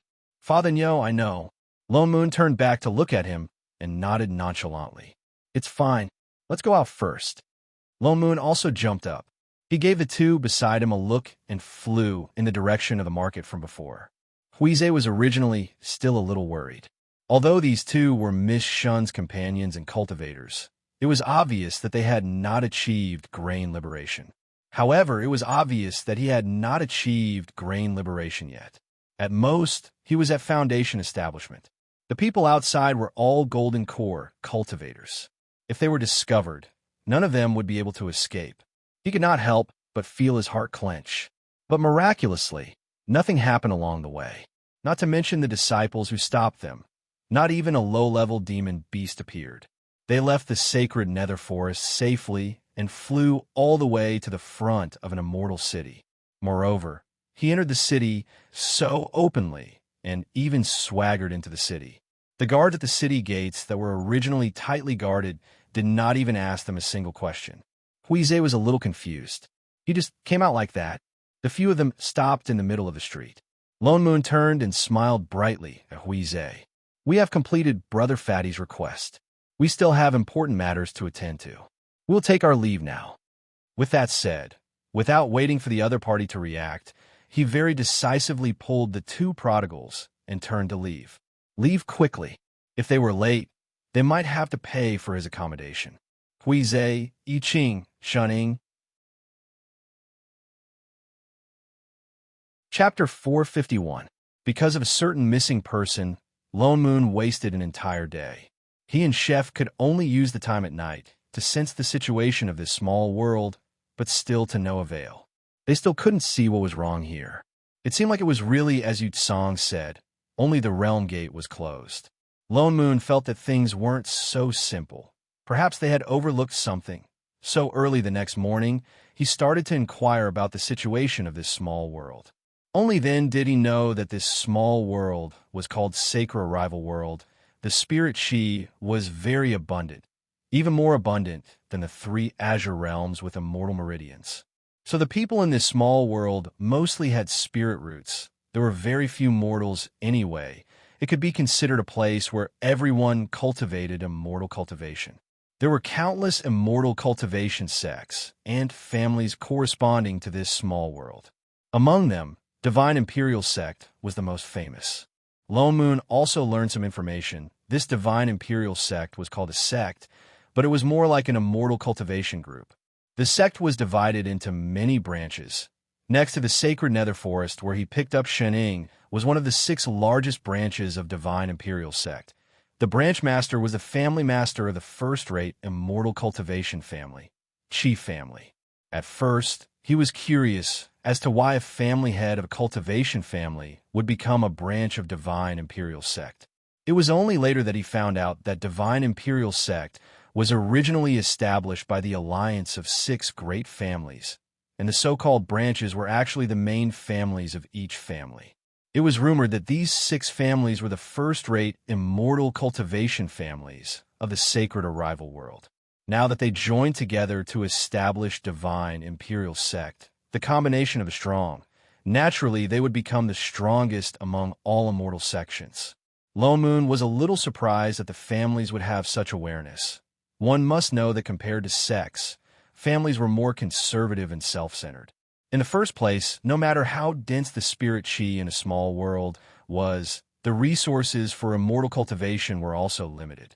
Where there were people, there would be disputes, and the existence of families itself was a manifestation of self-interest. When people of the same surname and bloodline joined together, it was naturally stronger than fighting alone. In other words, they were originally a family business that had been passed down for a long time. It was already very difficult for such a business to transform, but this small world actually did it. And it wasn't just one family, but 6 families joined together.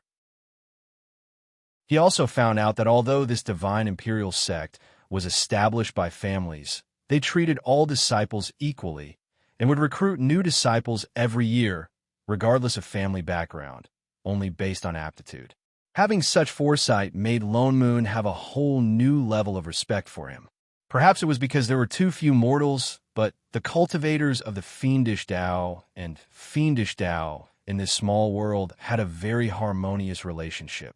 There were no great evils, and the fiendish Tao cultivators who used living people to cultivate naturally did not oppose each other. Lone Moon spent an entire day in the immortal city asking around, but he did not find any useful information at all. He didn't find anything strange either.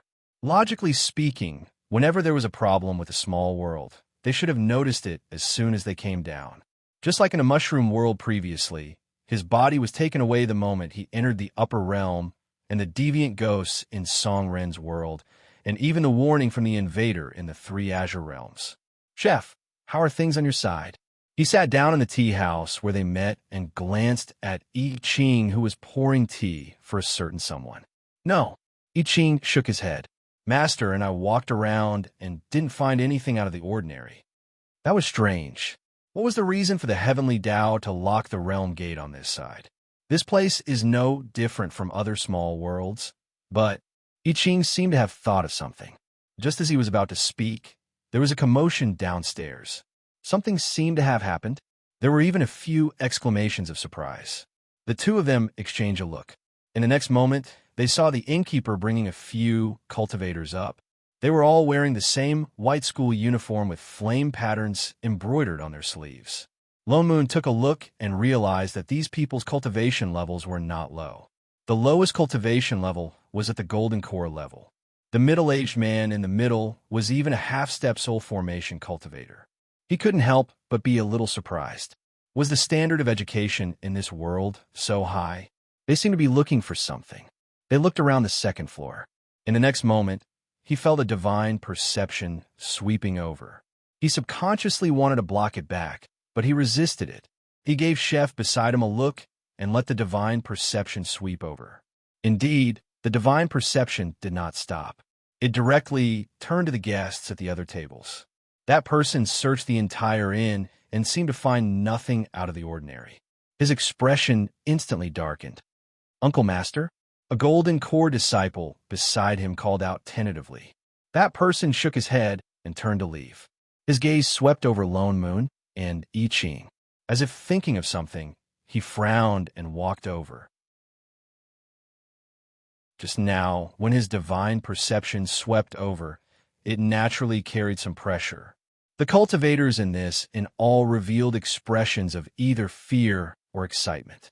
They just recognized that they were from Divine Imperial Sect and did not make a sound. So Lone Moon and the others who seemed to be fine stood out a little. "Fellow Taoists, you two look unfamiliar." He stopped beside the table of three. "May I know which sect you are from?" He glanced at the two again, but found that there was not a trace of spirit chi on them. He was instantly shocked. "You are mortals?" "Fellow Taoist must be joking." Lone Moon's expression darkened. He pretended to be a little angry. "Although we are itinerant cultivators without any sect, we have cultivated seriously for many years." "How can we be mortals? Itinerant cultivators?"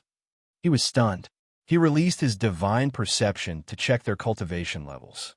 Indeed, they were two Foundation establishment cultivators. He lowered his head and glanced at the empty plates on the table. He frowned with some disdain. He was even more sure that he had seen wrongly just now. They were already at Foundation establishment and still hadn't achieved grain liberation.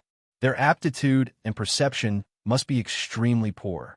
No wonder they could only be itinerant cultivators. The reason why they ignored his divine perception just now seemed to be because they didn't notice it at all.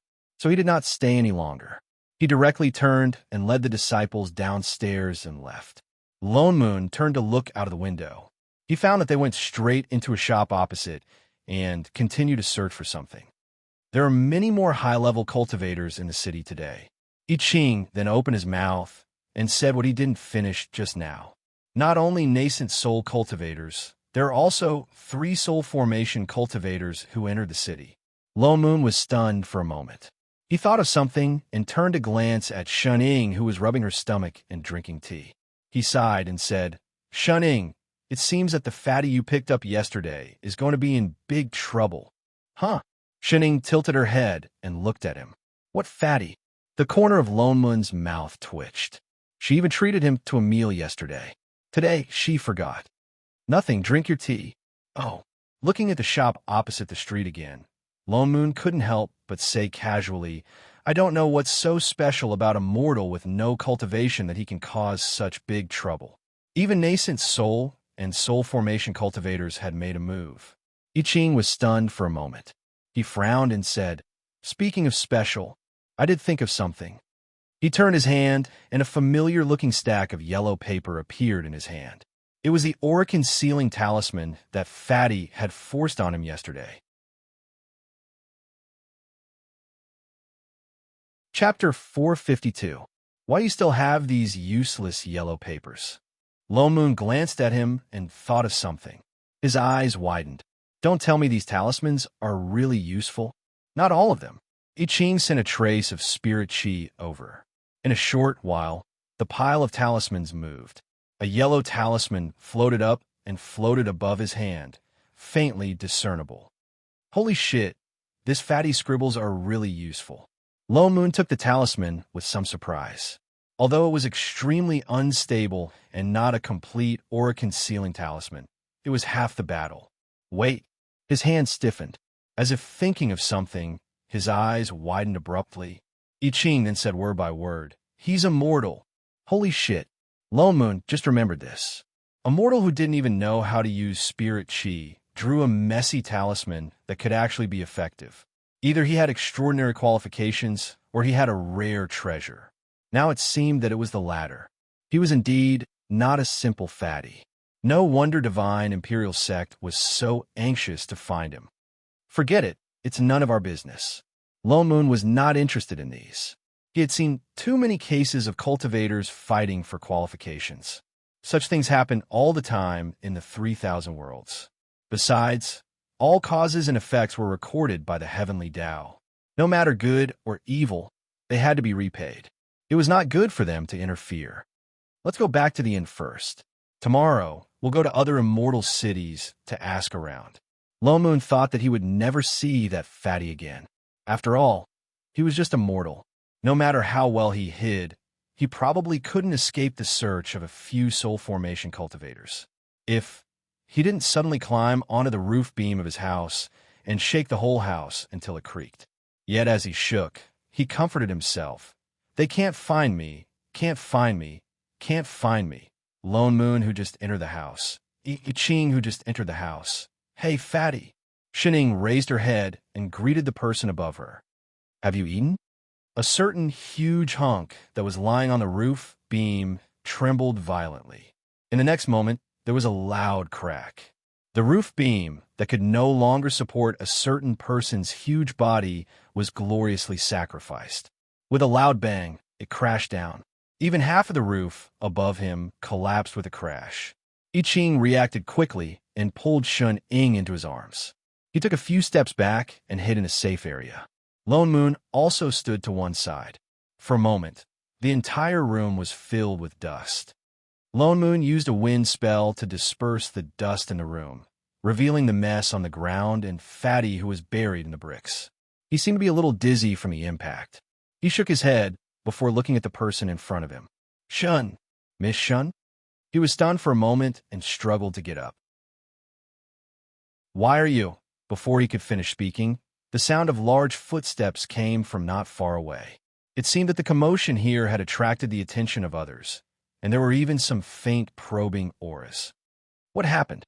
Lone Moon turned to the side and looked out of the room. He saw the innkeeper leading a group of people who were dressed exactly like the cultivators in white they saw in the restaurant just now. They were hurrying towards them. The fatty, who had just crawled up, had his face drained of blood in an instant, becoming as pale as snow.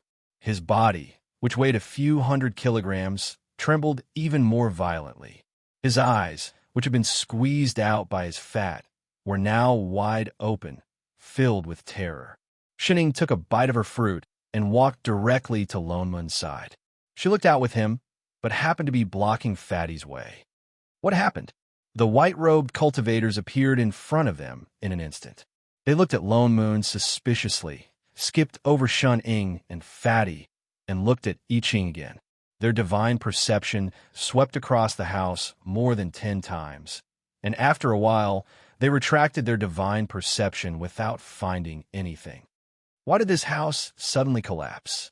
Lone Moon glanced at a certain person who was nibbling on a fruit at the side. Something flashed across his eyes. What happened? I wanted to ask what happened. He turned to look at the innkeeper who followed behind him. He pointed to the room and asked angrily, "Innkeeper, this is your superior room? Fortunately, we didn't stay inside during the day. Otherwise, who knows what would have happened? Don't tell me you guys are a scammer? No, no, no. Fellow Taoist, you've misunderstood." The innkeeper walked forward with a look of panic.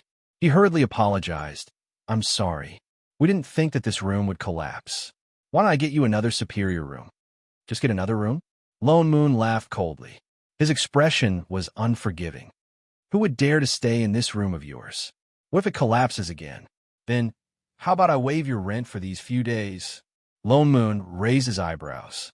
His expression softened a little. "There are 3 of us. Waive all 3. Waive all of them," the innkeeper hurriedly added. "That's more like it." The group of cultivators in white frowned, as if they couldn't stand Lone Moon's behavior. The cultivator who asked the question just now directly said, "All right, it's good that nothing happened." "Oh yes, did you see anyone else just now?" "Who?" Lone Moon asked. The cultivator seemed to want to say something. After a while, he held back and said, "Forget it." He scanned the room again. He still didn't find anything. He turned and left with the cultivators in white. The innkeeper stayed behind and politely led them to another undamaged room. Fatty followed behind, Shening, with a confused look on his face. His body was almost as big as 2 Shenyings, but the shop owner in front of him did not seem to notice that there was an extra person behind them. He did not even look at Fatty from start to finish. No, he didn't even look at Fatty and Lady Shun. "Have a good rest. I won't disturb you any further." The innkeeper smiled at them. Then, he turned and walked away. 2. Fatty was stunned. He looked back and forth at them. Suddenly, he seemed to have understood something. His eyes brightened. He turned to look at Shuning. Lady Shun, did you use an invisibility talisman on me?" "Only an invisibility talisman could make one completely invisible." "No," Shuning answered honestly. "Then, were those people blind?" "Invisibility talisman?" Lone Moon laughed. "Her entire body is an invisibility talisman, the kind that radiates." Shunning, Huize, though he didn't understand, it sounded impressive. Huize looked at Shunning again. He hurriedly cupped his fists at them. "Thank you for your help. Huize will always remember it. I will definitely repay you in the future." "No need." Lone Moon waved his hand nonchalantly. "You, on the other hand, why did you suddenly hide on the roof beam?" It was still his room. "I didn't do it on purpose." He hurriedly explained. "I was being chased. I accidentally hid in this inn. I really had nowhere to hide." He looked at him guiltily. "I didn't know you were staying in this inn." "Is that so?" Lone Moon glanced at him. "Those cultivators from Divine Imperial Sect were looking for you. They mobilized so many people. I don't think it's as simple as offending a steward." Huize faltered. His face paled. He clenched his fists by his side, but he didn't speak. "Forget it. I'm not interested in knowing about you." Lone Moon waved. "But we're leaving this immortal city tomorrow. You're on your own." Huize was shocked. His eyes were filled with panic. He turned to look at Shuning. After hesitating for a while, he asked carefully, "Miss Shun, can I travel with you? Do you know where we're going? Just say travel." Lone Moon asked. "It's all right." He hurriedly waved his hand. "I have nowhere to go anyway. Anywhere is fine." So he was trying to cling to them. Lone Moon was about to reject him when Shuning suddenly said, "All right." "Shuning, Master." Lone Moon and I Ching called out unhappily. This fatty was obviously a big trouble. "Thank you, Miss Shun." Huize's face was wild with joy. He thought for a while and took out a pile of spirit stones. "I don't have anything to thank you. I only have some spirit stones. I wonder if they can be of use?" The next moment, Lone Moon stood up immediately. He patted Huize's shoulder and said, "Brother Fatty, what are you talking about? Isn't it just protecting you? No problem." "Shuning, I Ching, where's your shame?" Chapter 453. Huize didn't expect that he could actually get out of the city safely, and in front of the two soul formation cultivators swaggering out of the city. The group of divine imperial sect disciples at the city gates completely ignored him, as if collectively blind. He just followed behind Shunning all the way out of the city gates. At first, he thought that it was because he was so focused on escaping that he didn't have time to clean up his disguise these few days, so she didn't recognize him. But after leaving the city, he couldn't help but look at himself by the river, only to realize that although he was dirty and messy, it wasn't to the extent of changing his appearance. Besides, cultivators didn't just recognize people by their appearance, more importantly, their aura. But things were just so miraculous, yet no one recognized him. He couldn't help but look at Shunning, who was nibbling on a fruit at the side, and then thought of the situation at the inn yesterday, and belatedly understood something.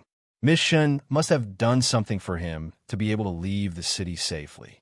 He didn't expect that she was just a mortal, but had such means and was so kind, helping silently without asking for anything in return, so different from the other coquettish bitches. Huize was very touched, his eyes shining like a searchlight as he looked at Shunning. A certain chef who was peeling a fruit at the side couldn't help but use force in his hand, and with a crack, the fruit knife made of black iron was directly broken into two halves. Cold air was released from all over his body towards Fatty, and the surrounding temperature dropped sharply. He knew it. This was also a little bitch who came to steal his master. Fu*K. He directly took a step forward and stood between the two, forcibly cutting off a certain person's fiery gaze, and handed the peeled fruit in his hand to Shunning. Shunning was stunned. She looked at Chef, who suddenly squeezed over, took the fruit, and turned to look behind him at Fatty, who was too big to block it all. Something flashed in her eyes, and suddenly asked in a light tone, "Fatty, are you hungry?" "Huh?" Huize was stunned for a moment, not hungry. Just as he was about to answer, Shunning had already turned and looked seriously at Lone Moon beside her, saying, "Father Nyo, Fatty is hungry. Why don't we stop for a while and eat lunch first?" "Eat your sister." Lone Moon glared at her. "Are you sure it's me who is hungry, not you who wants to eat? That's enough. We just had breakfast an hour ago." "Now, Father Nyo." Before he could finish, Shunning added, "He's the boss. I really want to kick this guy down. What should I do? Are you here for work, or are you here for a vacation?" The corner of Lone Moon's mouth twitched. He looked at the sky, but still conjured a spell and controlled the Dharma artifact to fly down and stop by a river. "Let's rest for a while. We'll continue on our way." With that said, he glared at Chef as if warning him. Only rest, no cooking. I Ching, who was just about to take out the kitchen utensils, paused. He looked at his master, whose face fell instantly. While Father Nyo was not looking, he hurriedly took out a few bags of snacks and silently stuffed them into the storage bag beside Shunning. These were all snacks that he had secretly stocked up on the streets for Master behind a certain parent's back. Before Father Nyo found out, he had quickly smuggled them away.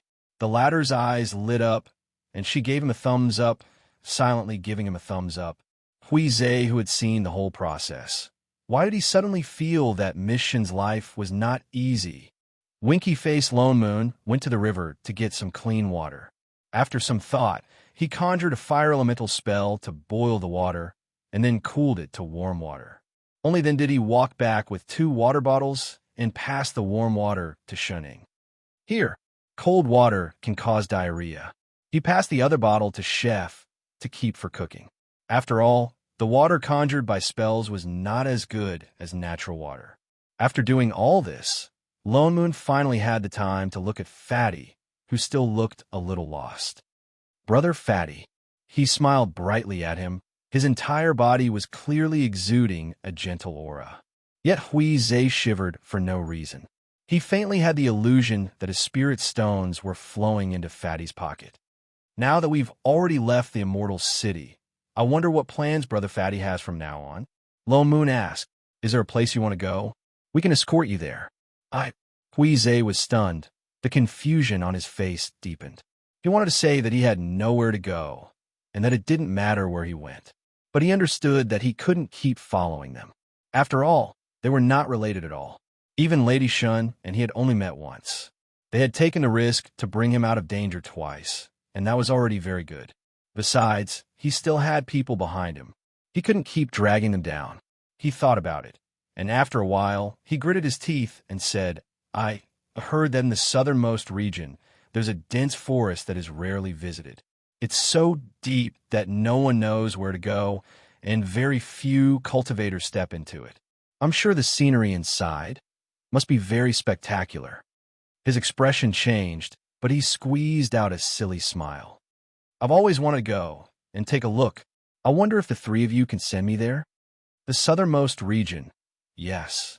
He nodded hard, his eyes shining, but he still smiled and said, It's just that it's quite a distance from here, and there's no transportation array there, so it'll take a few days to get there by flying on a sword. Are you sure you want to go to that kind of place? Lone Moon frowned and looked at him with some surprise.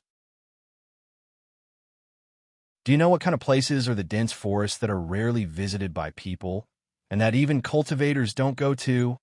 His expression stiffened, but he didn't answer. Lone Moon continued. Such places are all places where high-level demon beasts run wild, or where demonic chi wreaks havoc. Places where death is almost certain. Are you sure you want us to send you to such a place to seek death? Huizei's face instantly turned pale, without a trace of blood. Do you believe that such a big piece of fat meat like you, once you enter that forest, not even a piece of dregs will be left? His figure stiffened even more, and he took a few deep breaths. After a while, the corners of his mouth twitched, and he continued to laugh. Ha ha! Fellow Taoist, don't scare me. I'll be careful. And I have aura-concealing talismans. With that said, he continued to take out those messy talismans, and said in a feigned, relaxed manner, It'll be fine. Afraid that he wouldn't believe him, he thought about it, and hurriedly added, Don't worry about being implicated by me. Just send me near the southern region. No need to go deep. Really. Lone Moon fell silent, and looked at the fatty who was smiling so ingratiatingly in front of him, and was instantly filled with irritation. He squeezed the fan in his hand, and after a while, he cursed under his breath. Shit.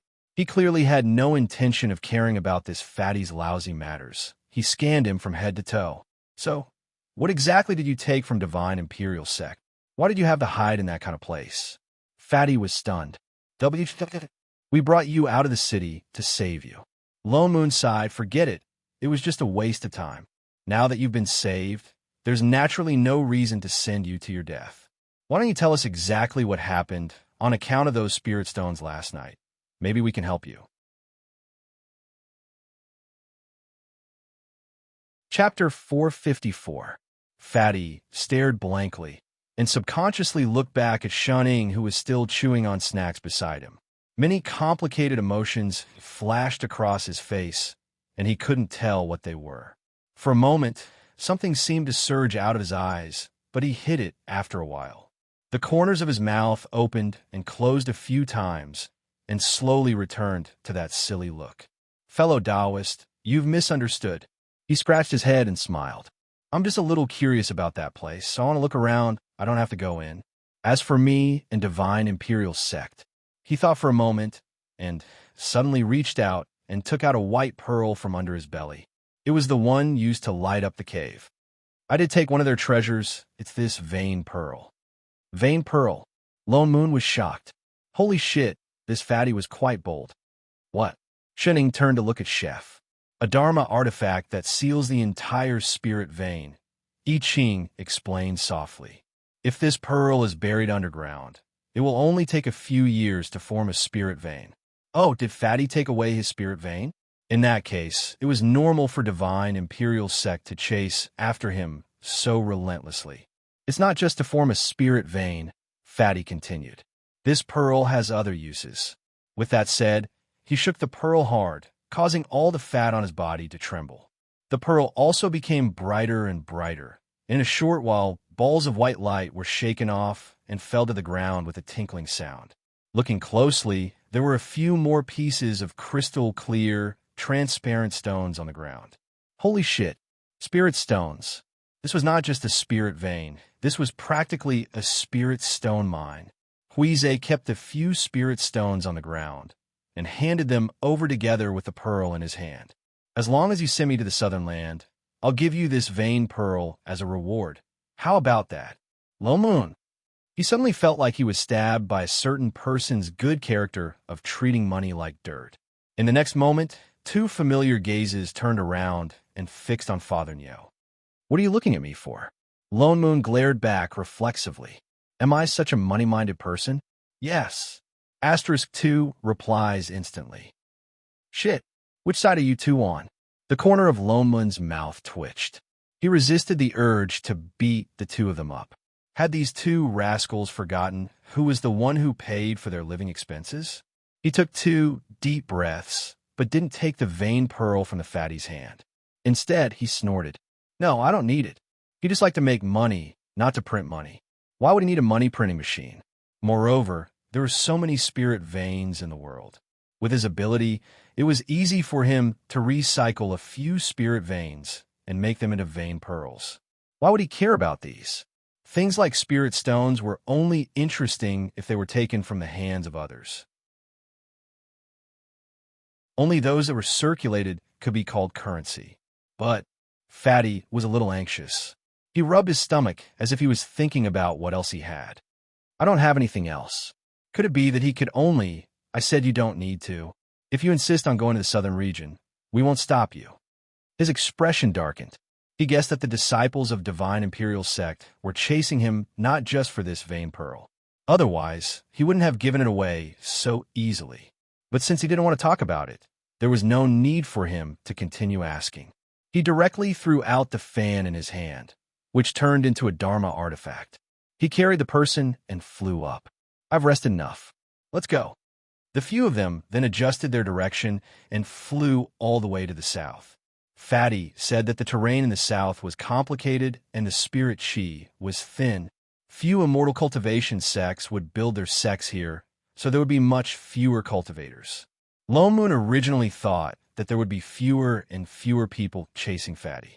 But the strange thing was that the number of Divine Imperial Sect disciples they saw along the way increased instead of decreasing. Basically, there would be checkpoints dozens of miles away, and each checkpoint had an image recording stone with Fatty's image. Anyone who passed by would confirm it one by one. Their goal was very obvious, to catch Fatty. Lone Moon could even clearly sense the aura of high-level cultivators nearby. There were not only nascent soul cultivators, but also soul formation cultivators and even traveling immortals. There were quite a lot of people, and divine senses were searching everywhere from time to time. Lone Moon looked at Fatty's eyes more and more puzzled. He was immortal. Did he blow up their lair or steal their Tao partner? Did they need to mobilize so many capable people to stop him? There's an array barrier set up in front, blocking the way. I Ching stopped in the air on his sword and pointed to the front. Lone Moon frowned and could only stop. Are there so many Divine Imperial Sect disciples? They didn't fly directly towards the south. Instead, because of Shunning, who had no sense of direction, and because of Chef's love brain outbreak, they even took a few detours. But for some reason, they could meet those Divine Imperial Sect disciples everywhere.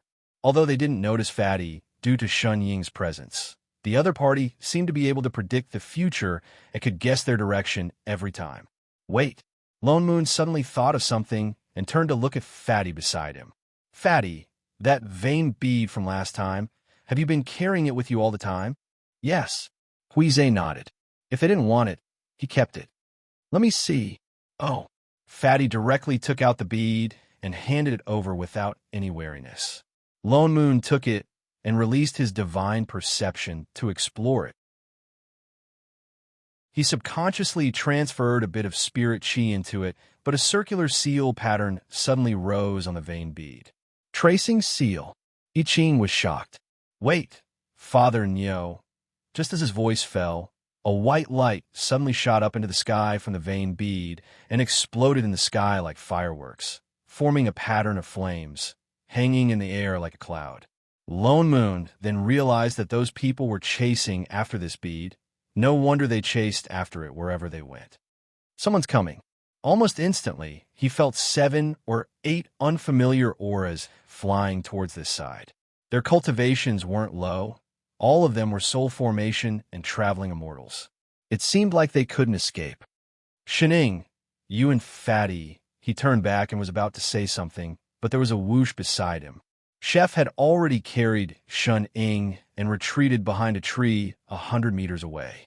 He also picked up Fatty, who was at a loss, and left him alone in the same place, still holding the vain bead that had just sent a signal in his hand. Lone Moon, damn it, this group of dog teammates with no loyalty. Degree. He didn't even have time to curse. In the next moment, with a few swishing sounds, a few figures landed and surrounded him. The people who came were all dressed in white with flame patterns embroidered on their sleeves. They were looking at him angrily.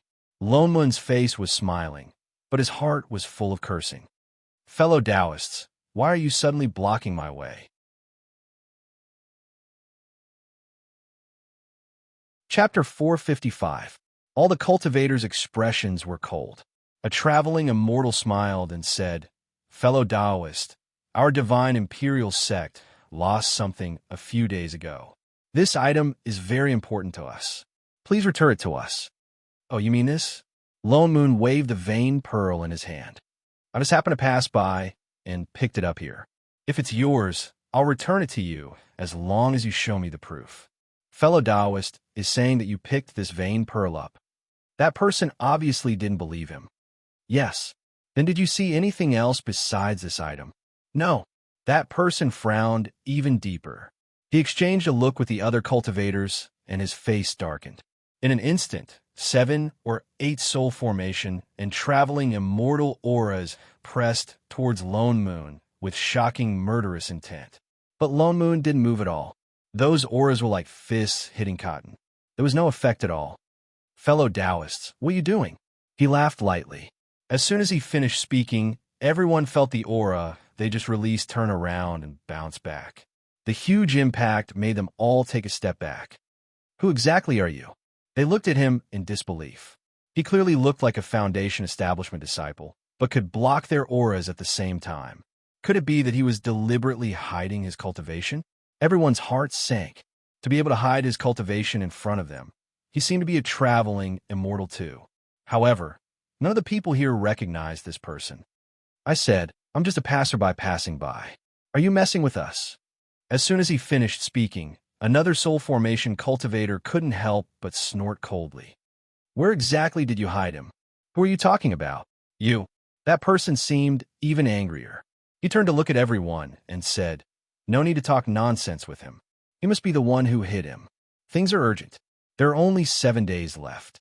Let's take him down first. With that said, they all summoned their Dharma artifacts. It looked like a big battle was inevitable. Yet the protagonists were not in a hurry. A certain master and disciple even sat down and watched calmly as Father Nyo acted cool. Huize was anxious to death. His whole body tensed up as he looked at the people in front of him. Aren't we going over to help? No hurry. Shining shook her head. Don't look down on Father Nyo. He could beat them until they went bankrupt. He wouldn't even leave them with their underwear. But Fatty was still uneasy. He hated himself for not having any cultivation. Those are all elders of divine imperial sect. They are all soul formation and traveling immortal cultivations. Why don't I go out? I'm the one they want to capture. Shining turned to look at him, then reached out and stuffed something in her hand. Do you want some melon seeds? Fatty, is this the time to eat melon seeds? Winky Face the other side had already made their move. The dermic artifacts in their hands attacked Lone Moon, who was in the middle, bringing with them a shocking pressure. After all, they were all soul formation and traveling immortal cultivators who had been famous for a long time. Every one of them could be called a leading figure. Although they felt that the person in front of them was a little strange, they did not think that they would lose. He was about to be killed by everyone's spells. Suddenly, a golden light lit up beneath Lone Moon's feet. An array that no one had seen before appeared around him. Everyone felt their bodies stiffen. There was a shocking energy sweeping towards them. The dermic artifacts that were originally attacking the other side seemed to be frozen by something. They stopped at the edge of the array. Their hearts went cold. They had no time to be surprised. They cast spells again and continued to attack. In an instant, the The sky was filled with flames, spirit swords, icicles, wind blades. All kinds of attacks fell down, but the person in the middle still did not move. He was about to be swallowed. Suddenly, he frowned. He waved the fan in his hand. Instantly, the array under his feet changed. Countless spells changed. The golden array immediately expanded and lit up with golden light. In an instant, the spells that filled the sky seemed to be swallowed up the moment they came into contact with the golden light of the array. They disappeared directly as if they had never existed. Not to mention being injured, the other party did not even move a corner of his clothes. Multiple arrays. The traveling immortal who spoke earlier was shocked. His face was full of disbelief. He did not expect that this person's array skills would be so profound. Not only did he set up such a strange array in an instant, but he also set up multiple arrays at once. The key thing was that they had never heard of an array that could absorb spells. In his heart, he was even more fearful of this person. Lone Moon, who was in the middle, laughed. He looked up at the various dermic artifacts around the array. Suddenly, he waved his hand. Those high-grade spirit artifacts immediately left his control and fell into the other party's hands. He calmly took out his storage bag. In front of everyone, he directly stuffed them into the bag. I'll collect some interest first. Everyone, although it was common for cultivators to kill others and steal their treasures, this was the first time they saw it so directly. The few of them did not have time to react.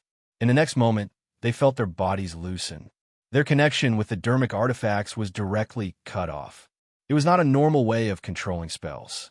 Even their senses were directly cut off. Because they had used their suppressive force to test this person before, they could see that this person's cultivation was not weak. Naturally, they did not hold back when they attacked. They all used the dermic artifacts that they were most comfortable with. Some even directly took out their own dermic artifacts. Now that their connection was suddenly cut off, everyone suffered different degrees of backlash. Their emotions were in turmoil. Their meridians were broken. What was worse were those who took out their dermic artifacts. Their dermic artifacts were always connected to their divine senses. Once they were cut off, it was as if their divine senses were cut off. They fell to the ground in pain. Supremacy you. Supremacy chi. Everyone panicked. They looked at Lone Moon even more warily. They supported the people on the ground and took a few steps back. Who the hell are you? A passerby. Lone Moon still gave the same answer. He glanced at them. I don't know who you were looking for, and I don't want to care. But if you want to find trouble with me, I don't mind practicing with you. Everyone's expression changed. They turned to look at the traveling immortal and hesitated. Was it really not him? Everyone, don't listen to him. An injured soul formation cultivator snorted coldly. He looked at him with even more anger. I might not have been sure just now, but with his cultivation, I am sure that he was the one who took the people. Otherwise, why couldn't we find them for so many days? How could the meridian bead be in his hands? With that said, he looked at everyone meaningfully. Everyone was stunned. They reacted one after another and stared at Lone Moon. The traveling immortal in the middle had a cold expression. He took a step forward and said disapprovingly, "Fellow Taoist, your cultivation is profound. You have already reached the half-step true immortal realm. But there is always someone better out there. This sacred arrival realm is not a place where you can mess around." His expression darkened. "We are only looking for the people. Since you are not willing to hand them over, then don't blame us for not showing mercy." With that said, he directly conjured a seal. Suddenly, the spirit chi in his body surged. A white light flew out from his body. In an instant, a Dharma artifact stopped above Lone Moon's head. The people behind him also conjured spells at the same time. A large amount of spirit chi went towards that Dharma artifact. It opened slowly. It was actually a big green umbrella. It was surrounded by white light. For a moment, a pressure stronger than before swept across a radius of several miles. Lone Moon frowned and looked up at that umbrella. This is... Chapter 456. Immortal Artifact. I Ching, who was holding the melon seeds, was stunned. He did not expect an immortal artifact to appear in the lower realm, even though it was a low-level one. It's the soul-absorbing umbrella. Fatty, on the other hand, seemed to have thought of some horrifying scene. His face turned pale and his eyes filled with despair. That umbrella opened wider and wider, looking like it was about to be activated. Under the soul-absorbing umbrella, one's divine soul would be destroyed. Fellow Taoist Neo would die. Fatty, you stop. Shuning hadn't finished speaking when Huize suddenly stood up and rushed in that direction anxiously. As he was rushing too fast, his leg turned and his body fell forward. He tumbled and rolled all the way out, crushing the weeds and shrubs on the ground. Perhaps it was because his entrance was too special, but everyone present was stunned. They watched as a meatball rolled over to them. Stop! Stop! Fatty did not even have time to get up, but hurriedly shouted at the people who were intercepting him. His face was full of scratches, and his eyes were still filled with fear. He quickly got up as he panted and stood in front of Lone Moon. Elders, you've misunderstood. He did not do anything to me. I ran out on my own. Everyone was stunned. They looked at each other for a while and exchanged a few looks. After a while, they suddenly cupped their fists and bowed in Fatty's direction. Greetings, Sect Master. Lone Moon, I Ching. Shen, what? Did he hear wrongly just now? Sect Master? Fatty. Fatty did not care about all this. Instead, he looked worriedly at the half-opened umbrella above his head and hurriedly looked at the leading traveling immortal. Elder Jean, this fellow Taoist, is just an itinerant cultivator I met these few days. We just happened to go to the southern land together. He did not capture me, so he's not a bad person. You better keep this soul-absorbing umbrella first. Elder Jean frowned. A trace of hesitation flashed across his eyes. After a while, he still cupped his fists and replied, Since Sect Master says it's a misunderstanding, we will naturally obey. With that said, he raised his hand and conjured a seal, keeping the immortal artifact. Fatty heaved a sigh of relief and turned back to look at Lone Moon. Still smiling foolishly, he said, Sorry, fellow Taoist, I've caused you trouble. They're here to take me back. This is all a misunderstanding. You're the Sect Master? Lone Moon scanned him from head to toe. He was actually the Sect Master of a sect. Was he from the Blind Sect? He laughed even more awkwardly. He scratched his head and said, I'm sorry for hiding it from you all. I just wanted to come out and take a look, but I didn't want to be controlled by them. That's why I lied to you that I offended Divine Imperial Sect and hid from them all the way. Please don't take offense, fellow Taoist. Sect leader went out alone. We were very worried. The traveling immortal with the surname Jean stepped forward and said disapprovingly, This world is full of dangers and people's hearts are unpredictable. Sect Master's status is different. Next time, don't take such risks and leave without permission. With that said, he looked at Lone Moon meaningfully. I just want to relax. Fatty's face fell and he looked reluctant. I've been in the sect for more than 10 years. It's too boring. If Sect Master wants to relax, you can send us to accompany you.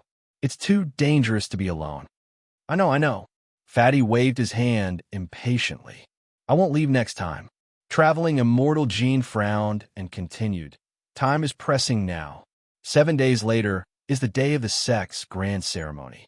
Sect Master, please follow us back to the sect to preside over the overall situation. Fatty's body stiffened for a moment.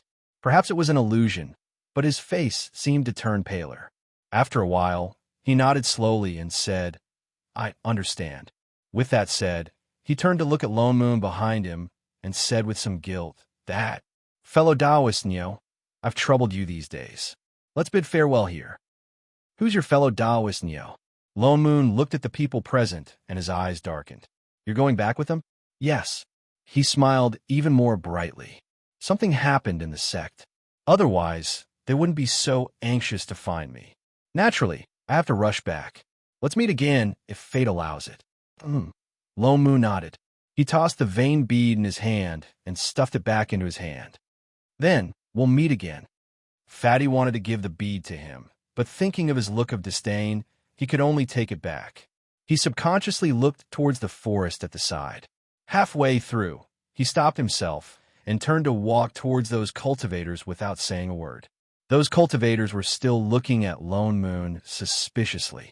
They didn't know if there was really an urgent matter, or if they didn't want Fatty to know their dissatisfaction. They didn't say anything more. They directly flew away with Fatty. "Aren't you going to keep him?" Shining, who had just walked over, asked casually. "He wants to leave himself. Why should I keep him? Wasting rice. And isn't he the sect master of Divine Imperial Sect? Nothing will happen to him." Shining looked at the group of people who flew away. Her eyes darkened. After a while, she replied, "Oh, have you finished eating your melon seeds?" Lone Moon glared at the two heartless little ones. "No." Shining spread out the melon seeds in her palm. "There's still a handful left. Want some? Get lost. Mother asterisk cur. I'll eat you to death." Lone Moon took a deep breath and suppressed the anger in his heart. Then he flew up on his sword. "Let's go." "To where?" "Choose the biggest immortal city to settle down." Why?" "I just received a bunch of Dharma artifact from that group of people. Let's go sell them first."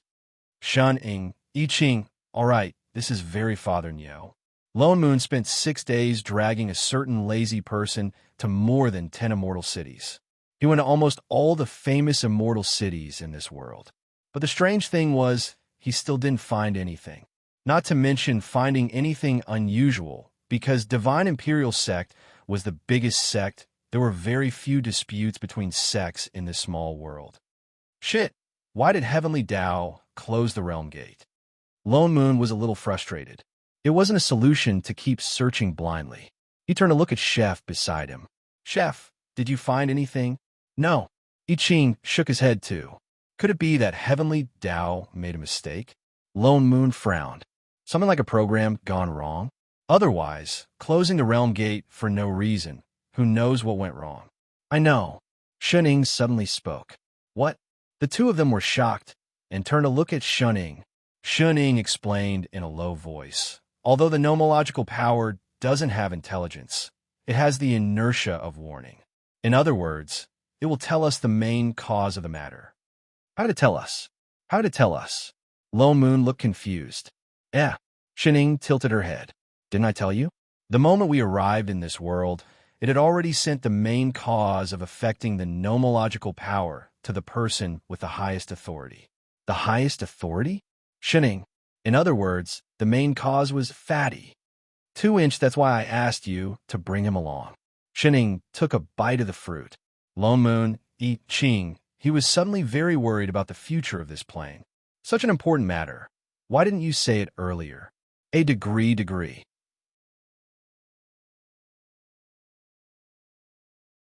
Chapter 457. Lone Moon didn't understand how a mortal like Fatty had anything to do with the nomological power, and could even force the Heavenly Tao to close the realm gate. But now, they had to quickly find the person and study him. Fortunately, they knew the location of the other party. Lone Moon complained about the unreliable Shun-Ing as he rushed in the direction of Divine Imperial Sect, where he met Fatty. Finally, the next morning, he reached the vicinity of that immortal city. Unexpectedly, it was very lively inside and outside the city today. Cultivators could be seen everywhere, many times more than a few days ago. Lone Moon was puzzled as he rushed in the direction of the branch of Divine Imperial Sect. But the closer he got to Divine Imperial Sect, the more people there were, especially at the foot of the mountain where Divine Imperial Sect was already surrounded by cultivators. Most of them were Foundation Establishment and Golden Core cultivators, but none of them were above Nascent Soul. These people were either in groups of 3 to 5 or meditating alone, but all of them were facing the same direction, as if they were waiting for something. Lone Moon, who originally planned to go up the mountain quietly, hesitated and smiled as he asked the cultivator beside him, "Fellow Taoist, I happen to pass by this place. May I ask what day it is today? Why is it so lively? Could it be that something big happened in Divine Imperial Sect?" "You don't know?" That cultivator looked at him with some surprise. "Then you're really lucky. Perfected Yusu of Divine Imperial Sect ascended to soul formation today. So it's the day of his ascension ceremony. All the sects have sent people to congratulate him." Disciples of small sects like us couldn't get invitations, so we can only hang around outside the sect. Ascension ceremony? Was this the big event that those cultivators were talking about?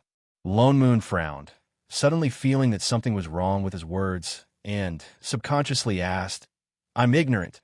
I didn't know that Supremacy Yusu has such a wide circle of friends and such high prestige." Even disciples who didn't get invitations voluntarily gathered at the foot of the mountain to congratulate him. And so many people came? That cultivator was stunned and looked back with a strange expression and suddenly laughed. "TSK, how is that possible?" He gave him a look that said, "Are you stupid?" Looked around and then lowered his voice. "What are you thinking? We're just low-level disciples. How could we have the opportunity to get to know a nascent soul Taoist master? The people here probably don't even know what Yusu looks like. How could they possibly come to congratulate him? I'm just waiting here for the moment he successfully enters the soul formation stage. I want to see if I can comprehend it by chance and improve my cultivation." Lone Moon paused. "You mean he hasn't passed the tribulation yet? Then why would he need to hold an ascension ceremony? What if he was struck to death? The higher the rank, the higher the mortality rate. Additionally, should he fail, the nearby cultivators would be easily implicated. Those with high cultivation bases would be fine, but those with low cultivation bases would be reduced to ash. How could they have the courage to come and watch? Which mountain cave did you come from? How come you don't know anything?" The cultivator was a little annoyed by the questions and looked at him as if he was looking at a country bumpkin. "Didn't you hear that person's surname, Izu? They were one of the 6 great clans, and rumor had it that they were of the direct line of descent. With their talent, how could they have failed the tribulation? Just wait patiently, it's about to begin." With that said, he ignored him and sat down cross-legged, staring seriously in the direction of the mountain with the others. The more Lone Moon listened, the weirder he felt.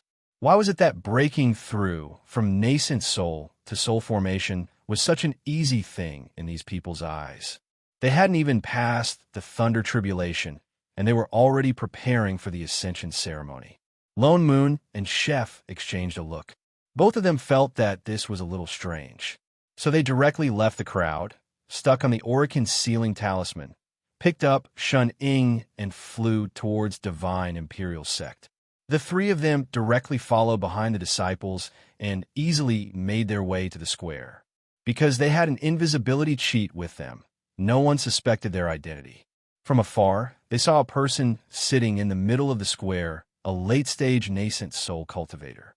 There was no one within a 100-meter radius of him, but there was a huge defensive array carved under his feet. There were also more than 10 Dharma artifacts around him. It was obvious that he was the cultivator going through the tribulation. Lone Moon turned to look to the right. There were more than 10 people sitting on the high platform there. Most of them were soul formation cultivators, and there were 3 traveling immortals. One look, and he could tell that their status was extraordinary. They should be the leadership team of Divine Imperial Sect and cultivators from other sects who came to congratulate them. Looking closely, 7 or 8 of them looked a little familiar. They were the few people who picked up Fatty that day. But the strange thing was, Fatty wasn't among that group of people. He subconsciously frowned. Wasn't Fatty the sect master? And the big matter that those people mentioned before should be this ascension ceremony. Why was he not here at the critical moment? Regarding the reason why Fatty became the sect master, Lone Moon did ask around these few days out of curiosity. The fact that Divine Imperial Sect had a mortal sect master was not a secret. It was extremely easy to find out. This had something to do with the origin of Divine Imperial Sect. It was rumored that the ancestors of the 6 aristocratic families had once received the grace of Fatty's ancestor, who saved them from danger. So the 6 aristocratic families passed down their ancestral teachings, asking their descendants to treat the descendants of their benefactor kindly. Later, the 6 aristocratic families united to form Divine Imperial Sect. To show respect to their benefactor, every generation of Divine Imperial Sect master was a descendant of the benefactor. But for some reason, the branch of Huizei's family had never had many descendants. They all had only one descendant. and their cultivation aptitude was extremely poor. Not to mention nascent soul or soul formation. Even if the entire sect used up all their power, they couldn't make a golden core cultivator out of them. All of them died early. Lone Moon didn't care at first. But ever since Shun Ying said that Fatty was the main reason why the nomological power was abnormal, he felt that this was a little strange. Maybe it had something to do with that legendary poor aptitude and the bloodline that could only be passed down to one person. So they had to find Fatty as soon as possible. Looking around carefully again, and after confirming that Fatty wasn't among them, he directly activated his ability and released his divine perception, wanting to directly detect Fatty's location. But the sky suddenly darkened. Large thunderclouds gathered in the sky. Faint sounds of thunder could be heard, and white flashes of light surged between the clouds.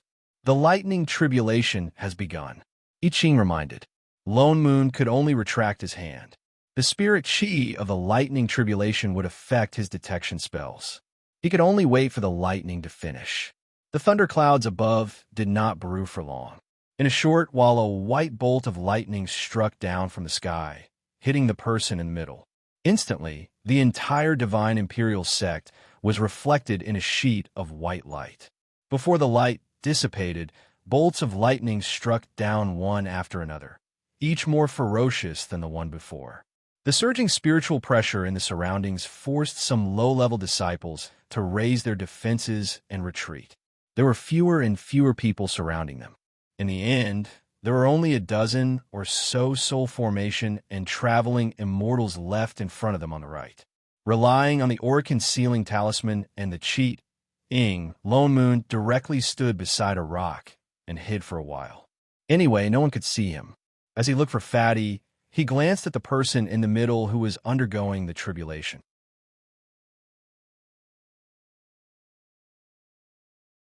Chapter 458. The person who was going through the tribulation seemed to be in great pain. After less than 20 bolts of lightning, his skin and flesh were already torn. Even the Dharma artifacts around him were used up. He couldn't even maintain his spirit chi to resist the heavenly lightning. Lone Moon was a little annoyed. What happened to being stable?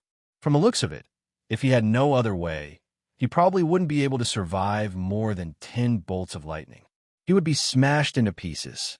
Indeed, after less than 5 bolts of lightning, he couldn't hold on anymore. He fell to the ground. The spirit chi on his body began to dissipate. The nascent soul in his body was also showing signs of dissipating. Another bolt of lightning fell from the sky, about to completely destroy his nascent soul. Suddenly, the ground lit up with red light. The array under his feet was activated instantly. Blinding red light shot up into the sky, blocking the life-threatening heavenly lightning. Lone Moon was stunned. Chef, this array is an ordinary defensive array. Chef nodded in response, but he frowned. Was it an illusion? Why did it feel like the light from the array just now reduced the power of the lightning tribulation? Without waiting for them to think about it, one lightning bolt after another struck down, but they were all blocked by the defensive array formation and did not cause too much harm to the people inside. The cultivator who was experiencing the tribulation in the middle got a chance to breathe, and the injuries on his body began to heal at a visible rate. He was using the spiritual energy in the tribulation lightning to repair his body. In a short while, the horrible wounds on his body were almost gone. When all 81 bolts of tribulation lightning had struck down, the tribulation clouds began to disperse, scattering large patches of colorful light.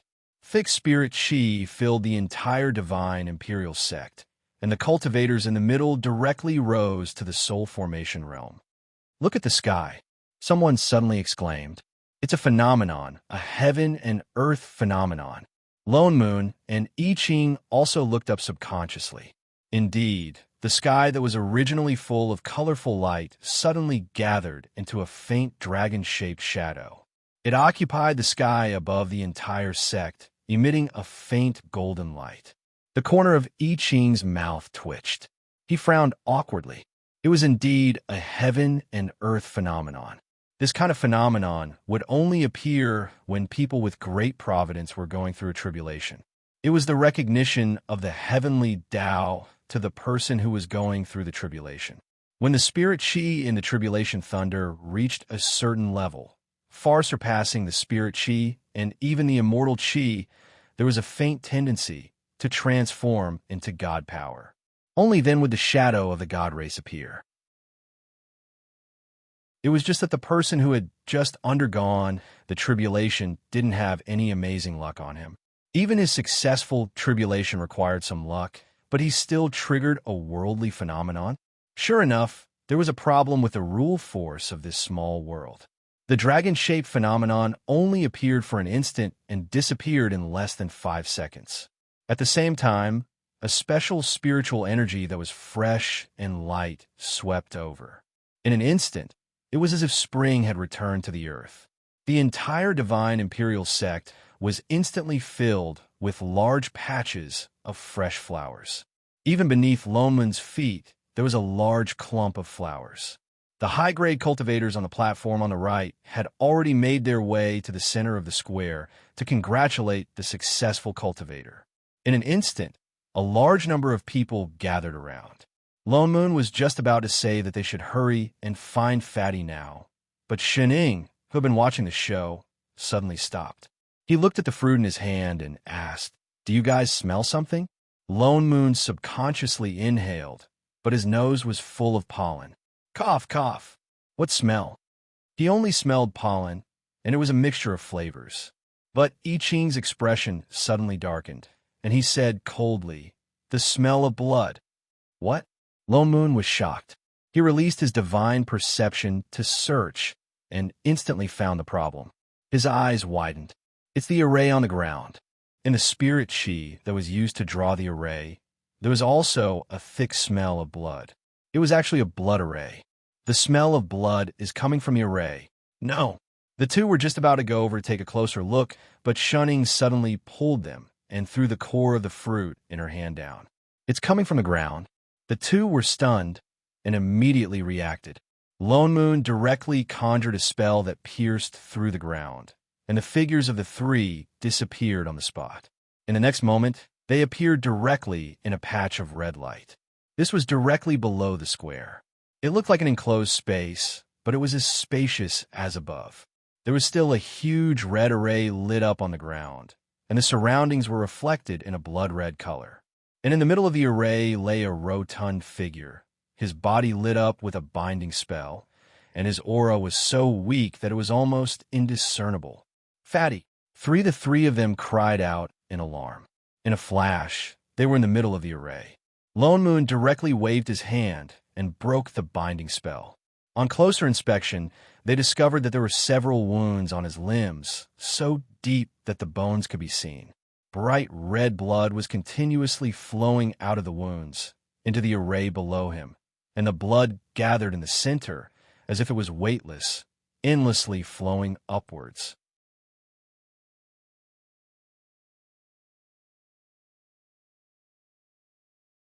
Chapter 459. You? Why are you here too? Fatty finally reacted. I'm not dead. Almost, Lone Moon replied. His eyes darkened as he looked at Fatty and asked, "What exactly happened? Who trapped you here? In this array formation? Is it trying to use you as a blood sacrifice?" Fatty faltered. As if recalling something, his face turned pale. He hurriedly said, "Go, leave this place quickly. They'll be back soon." "Who are you talking about? Divine Imperial Sect?" There's no time to explain. He looked at the passage on the right in horror. He pushed the three of them hard. "If you don't leave now, you won't be able to. I beg you, leave quickly. There are too many of them. You can't beat them. Someone's coming," I Ching suddenly said. 3 traveling immortals. Fatty's face turned even paler. He looked like the sky was falling. "What do we do?" "Leave here first," Lone Moon said. "It's no use." Fatty shook his head in despair. "There's only one passage on the right. We can't get out." "Who said we're going to the right passage?" Lone Moon gave I Ching a look. Fatty faltered. Before he could react, the 4 of them flashed and disappeared on the spot. In the next moment, they appeared in the sky above Divine Imperial Sect. Lone Moon's concealment array was activated instantly. The crowd below had yet to disperse. They surrounded the cultivator who had just broken through to the soul formation stage. Everyone's faces were filled with joy. Their smiles were especially irritating. Shen Ying's eyes narrowed. "Chef, yes, master." I Ching nodded. His figure flashed, and he flew out directly. In an instant, he transformed into his original form. A huge golden dragon appeared in the sky. A dragon's roar reverberated through the clouds, causing the entire world to shake. The noisy crowd fell silent. They raised their heads in disbelief and looked at the huge golden dragon hidden in the clouds. Dragon, the phenomenon just now. Isn't it over? Before the crowd could react, the huge dragon's body glowed. With a loud boom, a purple bolt of lightning fell from the sky and struck directly at the person who had just gone through the tribulation. Before the people surrounding them could react, they heard the cultivator in the middle scream in pain. The spiritual energy he had just condensed dissipated, and his cultivation level dropped at a speed visible to the naked eye. From the early stage of soul formation, he fell all the way to the nascent soul stage, then the golden core stage. He was about to fall into the foundation establishment stage. Only then did the surrounding cultivators react and stabilize his cultivation. This unforeseen event happened so suddenly that everyone didn't even have time to react before the soul formation cultivator dropped to the golden core cultivator. When everyone looked up again, the giant dragon in the sky had disappeared as if it had never been there. Heaven and earth phenomenon: buy one get one free. In the eyes of cultivators, the fatty's injuries were actually superficial wounds that were the least important. Even if he was just an aura-refining cultivator of the lowest level, a few dozen scars on his body would not be a problem at all. However, the fatty was just a mortal. Furthermore, he didn't even have the slightest bit of spirit chi, the kind that could kill him if he caught a serious cold. The bone-deep wounds on his body caused a large amount of blood loss, and under the situation where there was no spirit chi in his body, even his vitality dissipated. If they found him a little later, or if it wasn't them who went, then they might really have to go to the underworld to find him. Lone Moon looked at the fatty in front of him, who was like a lump of meat occupying the whole bed, and finally completely awake. He felt a little regret in his heart. Back then, he did see that there was something strange about the fatty. After knowing him for a while, he shouldn't have allowed him to be brought back. The elixir he stuffed into his hands was an immortal-grade elixir refined by Boslan, mainly because he really didn't have any elixir from the lower world on him. The injuries on the fatty's body were healed, but as a mortal, he still couldn't withstand the medicinal effects of the elixir. Halfway through bringing him away, he fainted again. In the end, it was Shunning who found him in time and patted him, causing him to spit out the half-dissolved elixir. Only then did he wake up. After realizing that they had already left Divine Imperial Sect, the fatty was a little happy at first, but in less than 2 seconds, his expression fell instantly. His fat face was almost squeezed into a lump of meat. His expression was complicated, and his eyes were full of worry as he looked at them. He couldn't help but hurriedly persuade them. "Miss Shun, why don't you send me back? Then stay far away, pretend that you don't know anything, and don't mention to anyone that you saw me. You want to go back?" Lone Moon scanned him from head to toe, a little angry that he didn't want to fight back. "And then let someone perform a blood sacrifice again?" Huizei's face paled. As if his Achilles heel had been poked, his entire person sagged. His hands subconsciously gripped the corner of his clothes, and he lowered his head, his entire person emanating an aura of despair. After a while, he replied in a low voice, I'm fine. All right, don't mess around. We're already in the same boat. Even if you don't want to implicate us, it's already too late." Lone Moon sighed. "Besides, do you think that if we let you go, Divine Imperial Sect really won't be able to find any clues at all?" Actually, they really couldn't find anything. With their cultivation, even the entire lower world combined would not be able to find any traces of them, much less with Shening here. Yet Fatty's face was already ashen, his eyes filled with guilt.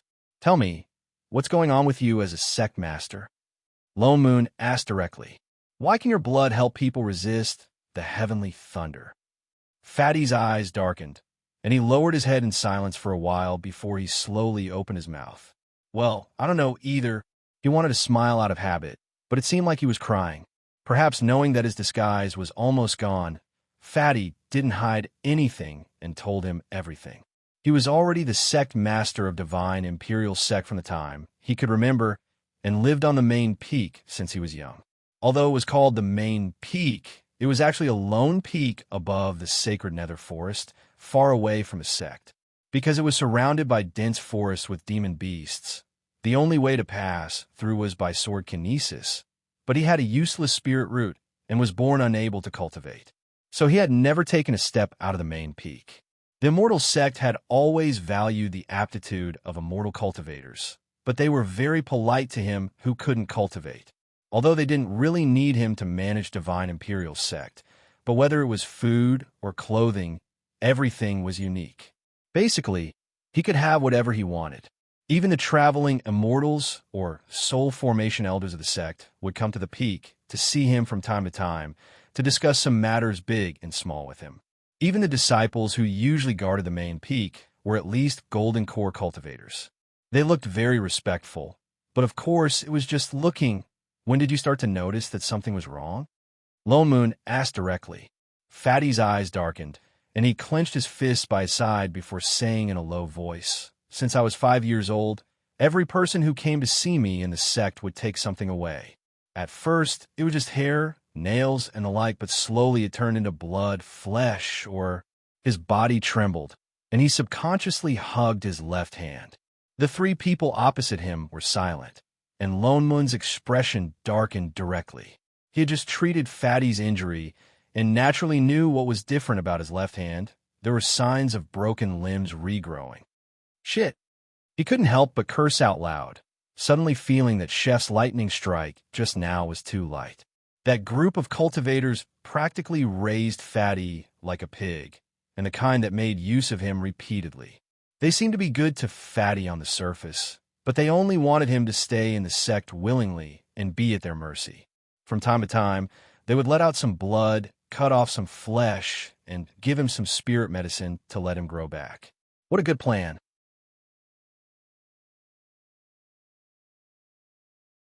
Chapter 460. Fatty glanced at them.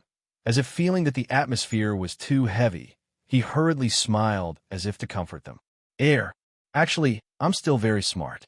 I was already prepared to escape many years ago. Although I can't cultivate, I've already read all the cultivation techniques in Divine Imperial Sect. I know many, many things. Back then, I could escape from the main peak because I set up my own transportation array and my aura concealing talisman. He seemed eager to prove something, pretending to be relaxed as he said, "Don't worry. Even without you, those people might not be able to catch me." Ha ha, ha ha. His forced laughter, under Lone Moon's glare, became weaker and weaker. His whole person was like a mouse that had seen a cat, shrinking into a ball. Fellow Taoist Neo was scary, scarier than those people who wanted to eat him. Until now, he still thought that he had implicated them and wanted to persuade them to leave. How could there be such a beautiful white lotus in this world, and a fat one at that? Those cultivators, they need your flesh and blood. It must be the same as that blood array used for their own cultivation. Lone Moon took a deep breath, organized his own thoughts, and then said, "In other words, your body may be different from others. Do you know why?" And this reason was definitely related to the nomological power. Fatty shook his head with a blank expression. "Then have you ever eaten anything strange or seen any special people? For example, like invaders?" He thought about it, but still shook his head. "I grew up in Divine Imperial Sect." That was strange. How did he become Tripiake's flesh? Well, he checked his body just now. He didn't find anything strange. "Chef, what do you think?" He turned to look at the person beside him. I Ching frowned. There are indeed some special bloodlines in this world that can be used in medicine to achieve the effect of raising cultivation. For example, Radish, he was a vegetation spirit. After cultivating to human form, his flesh could also be used in medicine. But I've never heard of any bloodline that can resist heavenly thunder. Heavenly thunder was a test for cultivators by the heavenly Tao. No one could take the back door. Except for Shuning. Even those with great merit can only relieve some of the pressure during their own tribulations. Rules were rules. The heavenly Tao was the fairest. Back then, Yun Hung, who had saved the world, wanted to save that unlucky song run.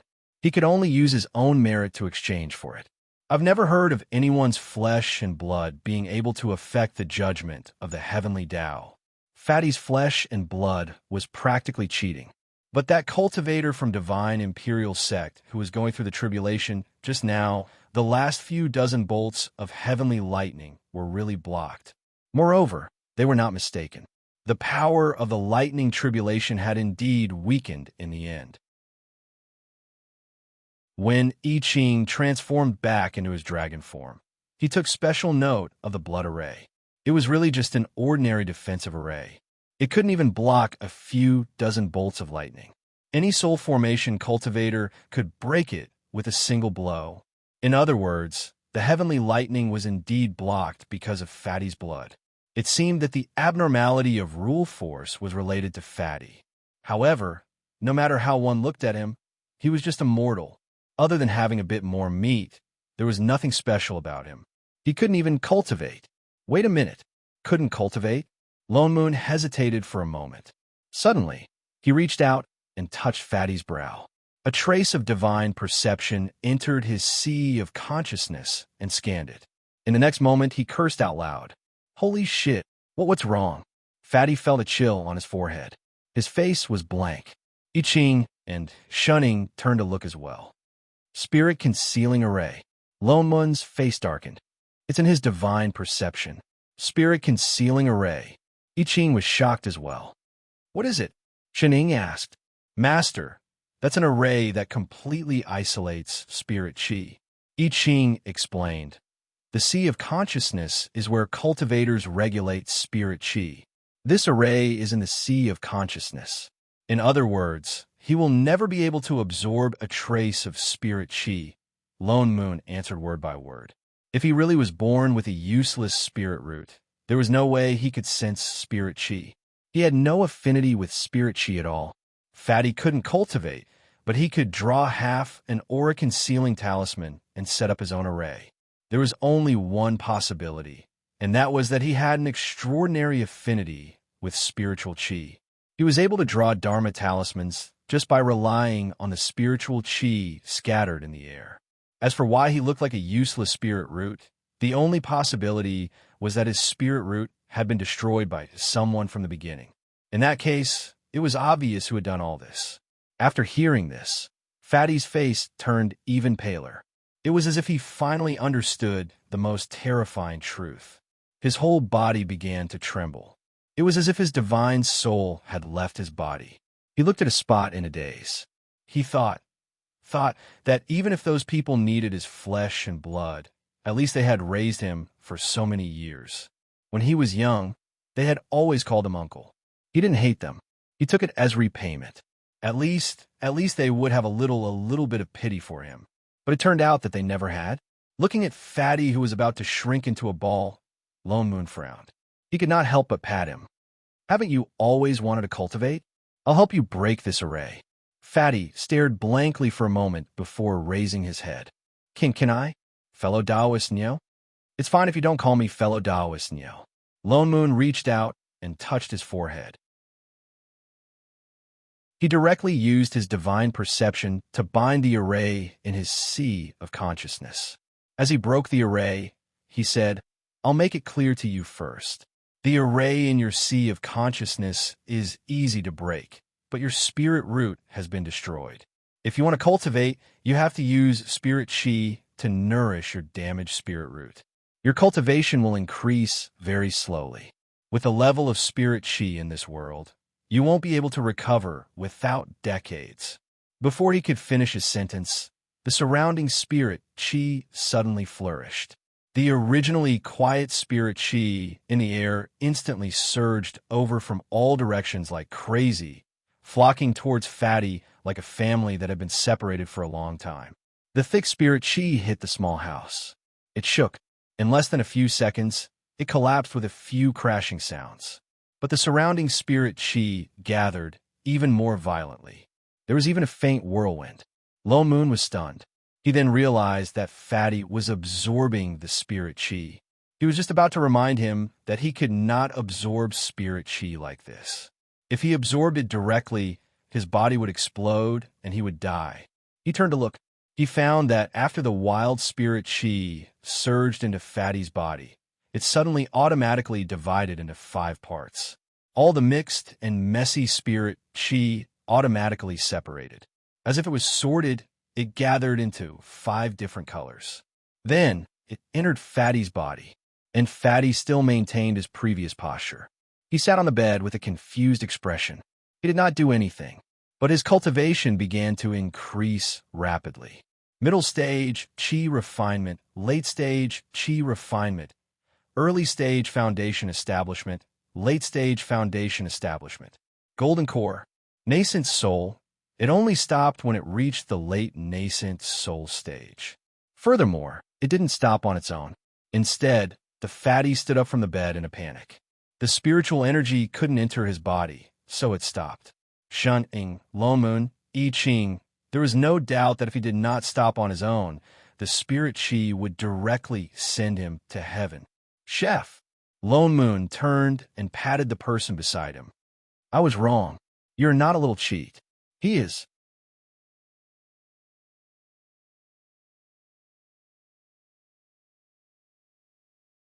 Chapter 461. What's wrong with me? Fatty looked confused. He felt like his whole body was full of energy, as if he had been reborn. He had never felt so comfortable before, yet he did not understand why he felt this way. He could only look at the 3 people in front of him blankly. Fatty. Lone Moon looked at him, speechless. Indeed, his damaged spirit root had completely recovered under the impact of the spirit chi, and it had even grown thicker. Not surprisingly, he had a perfect 5-elemental spirit root.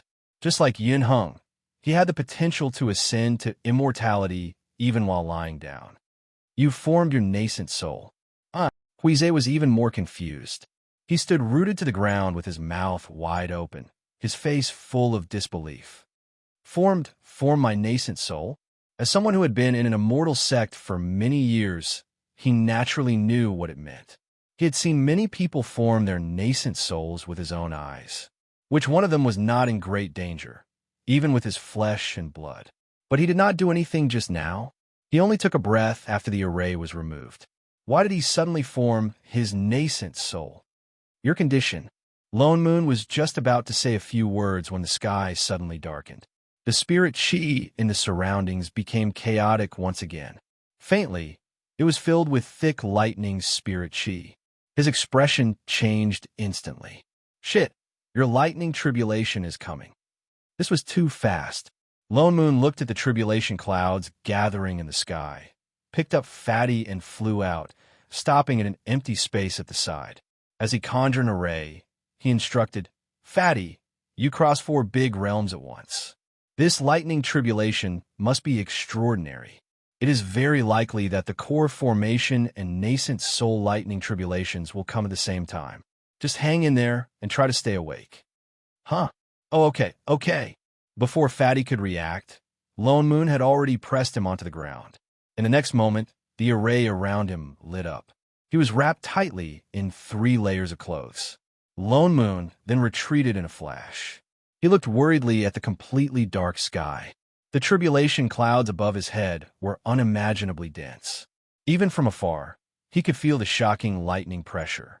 The power of heaven and earth emanating from the clouds was unusually thick. It did not look like an ordinary nascent soul lightning tribulation at all. It was even comparable to the heavenly tribulation of the immortal world. Immortal array? I Ching looked at the array around Fatty and immediately recognized that it was not an array that belonged to the lower realm. He turned to look at Father Nyo in confusion. Fatty has never cultivated before. Although he had somehow formed a nascent soul, in the end, he was just an empty shell. At this moment, he probably did not even know how to mobilize the spirit chi in his body. Any lightning could kill him, not to mention the lightning tribulation. He had no choice but to set up the immortal array. What's more, the lightning tribulation of a breakthrough is usually more dangerous than ordinary lightning tribulation. What's more, Fatty had skipped 4 levels in one go. He turned and glanced at Chef in annoyance. Aren't you the clearest about this? You little pervert who skipped levels from time to time. I Ching was stumped by him for a moment. The lightning tribulation of a breakthrough was indeed more dangerous. As someone who had been through it, he naturally knew this. Thus, he did not speak. Instead, he turned to look at Fatty in the array with some worry. Fatty was really nervous. His face was full of panic. His eyes were still filled with confusion. He did not understand at all. 5 minutes ago, he was still a good-for-nothing who could not cultivate. In the blink of an eye, he was going through the lightning tribulation of a nascent soul. Fortunately, he still understood that he could only go through the lightning tribulation by himself. Thus, no matter how nervous he was, he still remembered Lone Moon's instructions. He sat where he was and shrunk into a ball, not moving a single step. In the next moment, the surroundings were completely dark. White flashes appeared in the clouds from time to time, as if something was brewing. Finally, with a loud rumble of thunder, a thick bolt of lightning broke through the clouds and smashed down, faintly bringing with it the power of heaven and earth. It's coming. Lone Moon's expression darkened. This lightning was even more shocking than he had expected. Even I Ching beside him was stunned. With a wave of his hand, the array around Fatty became even brighter. That bolt of lightning came closer and closer. Just as it was about to strike Fatty, suddenly there was a sizzling sound in the air, like the sound of a fire being extinguished. That bolt of lightning that was as thick as a bucket flashed, as if it had been weakened by something. It became thinner and thinner. Finally, with a sizzling sound, it disappeared directly above Fatty's head. Not to mention striking someone, it did not even touch the array around Fatty. Just like that, it was extinguished midway. Huh? What was going on? The 2 people who had been waiting for the lightning tribulation were dumbfounded. What happened to the lightning tribulation that was supposed to be more powerful? The array was already set up, and this was what you showed me. Not only that, the next 10 bolts of lightning tribulation were the same as the one before. When they appeared, each one was stronger than the one before. However, in the process of striking, each one was extinguished faster than the one before. It was like a joke. In fact, after less than 20 bolts of lightning tribulation, the entire lightning tribulation seemed to have lost its temper. It simply stopped striking. The thick lightning tribulation clouds dissipated, and the surroundings became bright again. Lone Moon, I Ching, was Fatty the illegitimate child of the heavenly Tao? Shening, who was calmly nibbling on a fruit at the side, suddenly narrowed her eyes and tilted her head. Yo! In the next moment, the sky was filled with rays of light.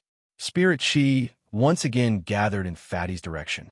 The nascent soul that had just been formed on his body, which was originally a little vague, became more and more solid. Strange phenomena appeared in the sky once again. Only this time, it was different from the ones that flashed past Divine Imperial Sect. This time, in the sky, there was the shadow of a dragon, and then a phoenix. There was also a Qilin, a black tortoise, a white marsh, and so on. It was as if it wanted to show the images of the divine race one by one. After a few minutes, it still did not disappear. The corner of Lone Moon's mouth twitched. He could not help but say to the heavenly Tao in the sky that seemed to be convulsing, "Hey, are you done yet? I didn't even see you so excited when I was promoted to young emperor. Do you know who you are working for?" The strange phenomena in the sky finally disappeared reluctantly. Before it left, it scattered even more rays of light towards Fatty, who had no idea what was happening.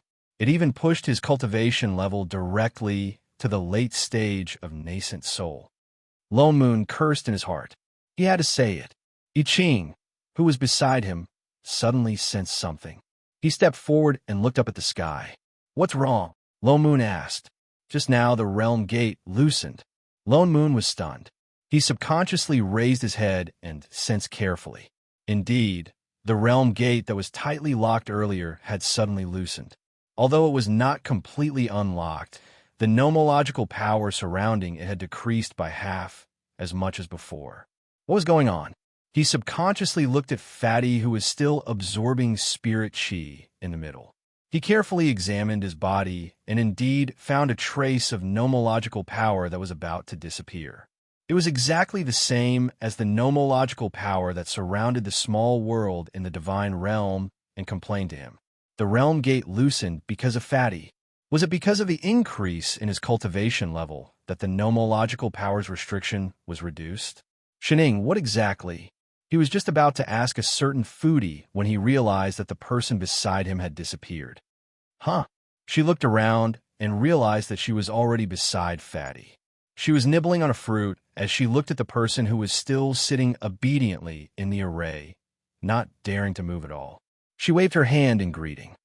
Yo, long time no see. Lady Shun. Fatty was still in a daze. He looked like he did not know that he had gotten a great bargain. He asked weakly, Is the lightning tribulation over?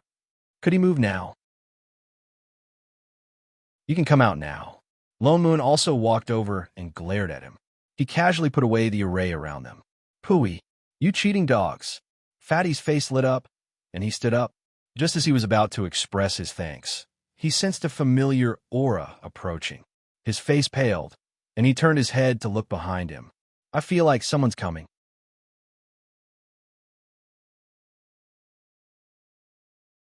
Chapter 462. Yes, they're here for you. Lone Moon replied nonchalantly, as if he already knew. After some thought, he added, There's a total of 23 people, all soul formation and traveling immortals. It looks like they're all here this time. It was hard not to notice the strange phenomenon that happened in the past few minutes. Fatty's face turned even paler.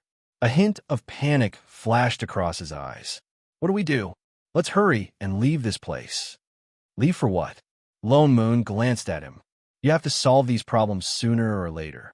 It's good that they're here. It saves us the trouble of finding them again. Sol.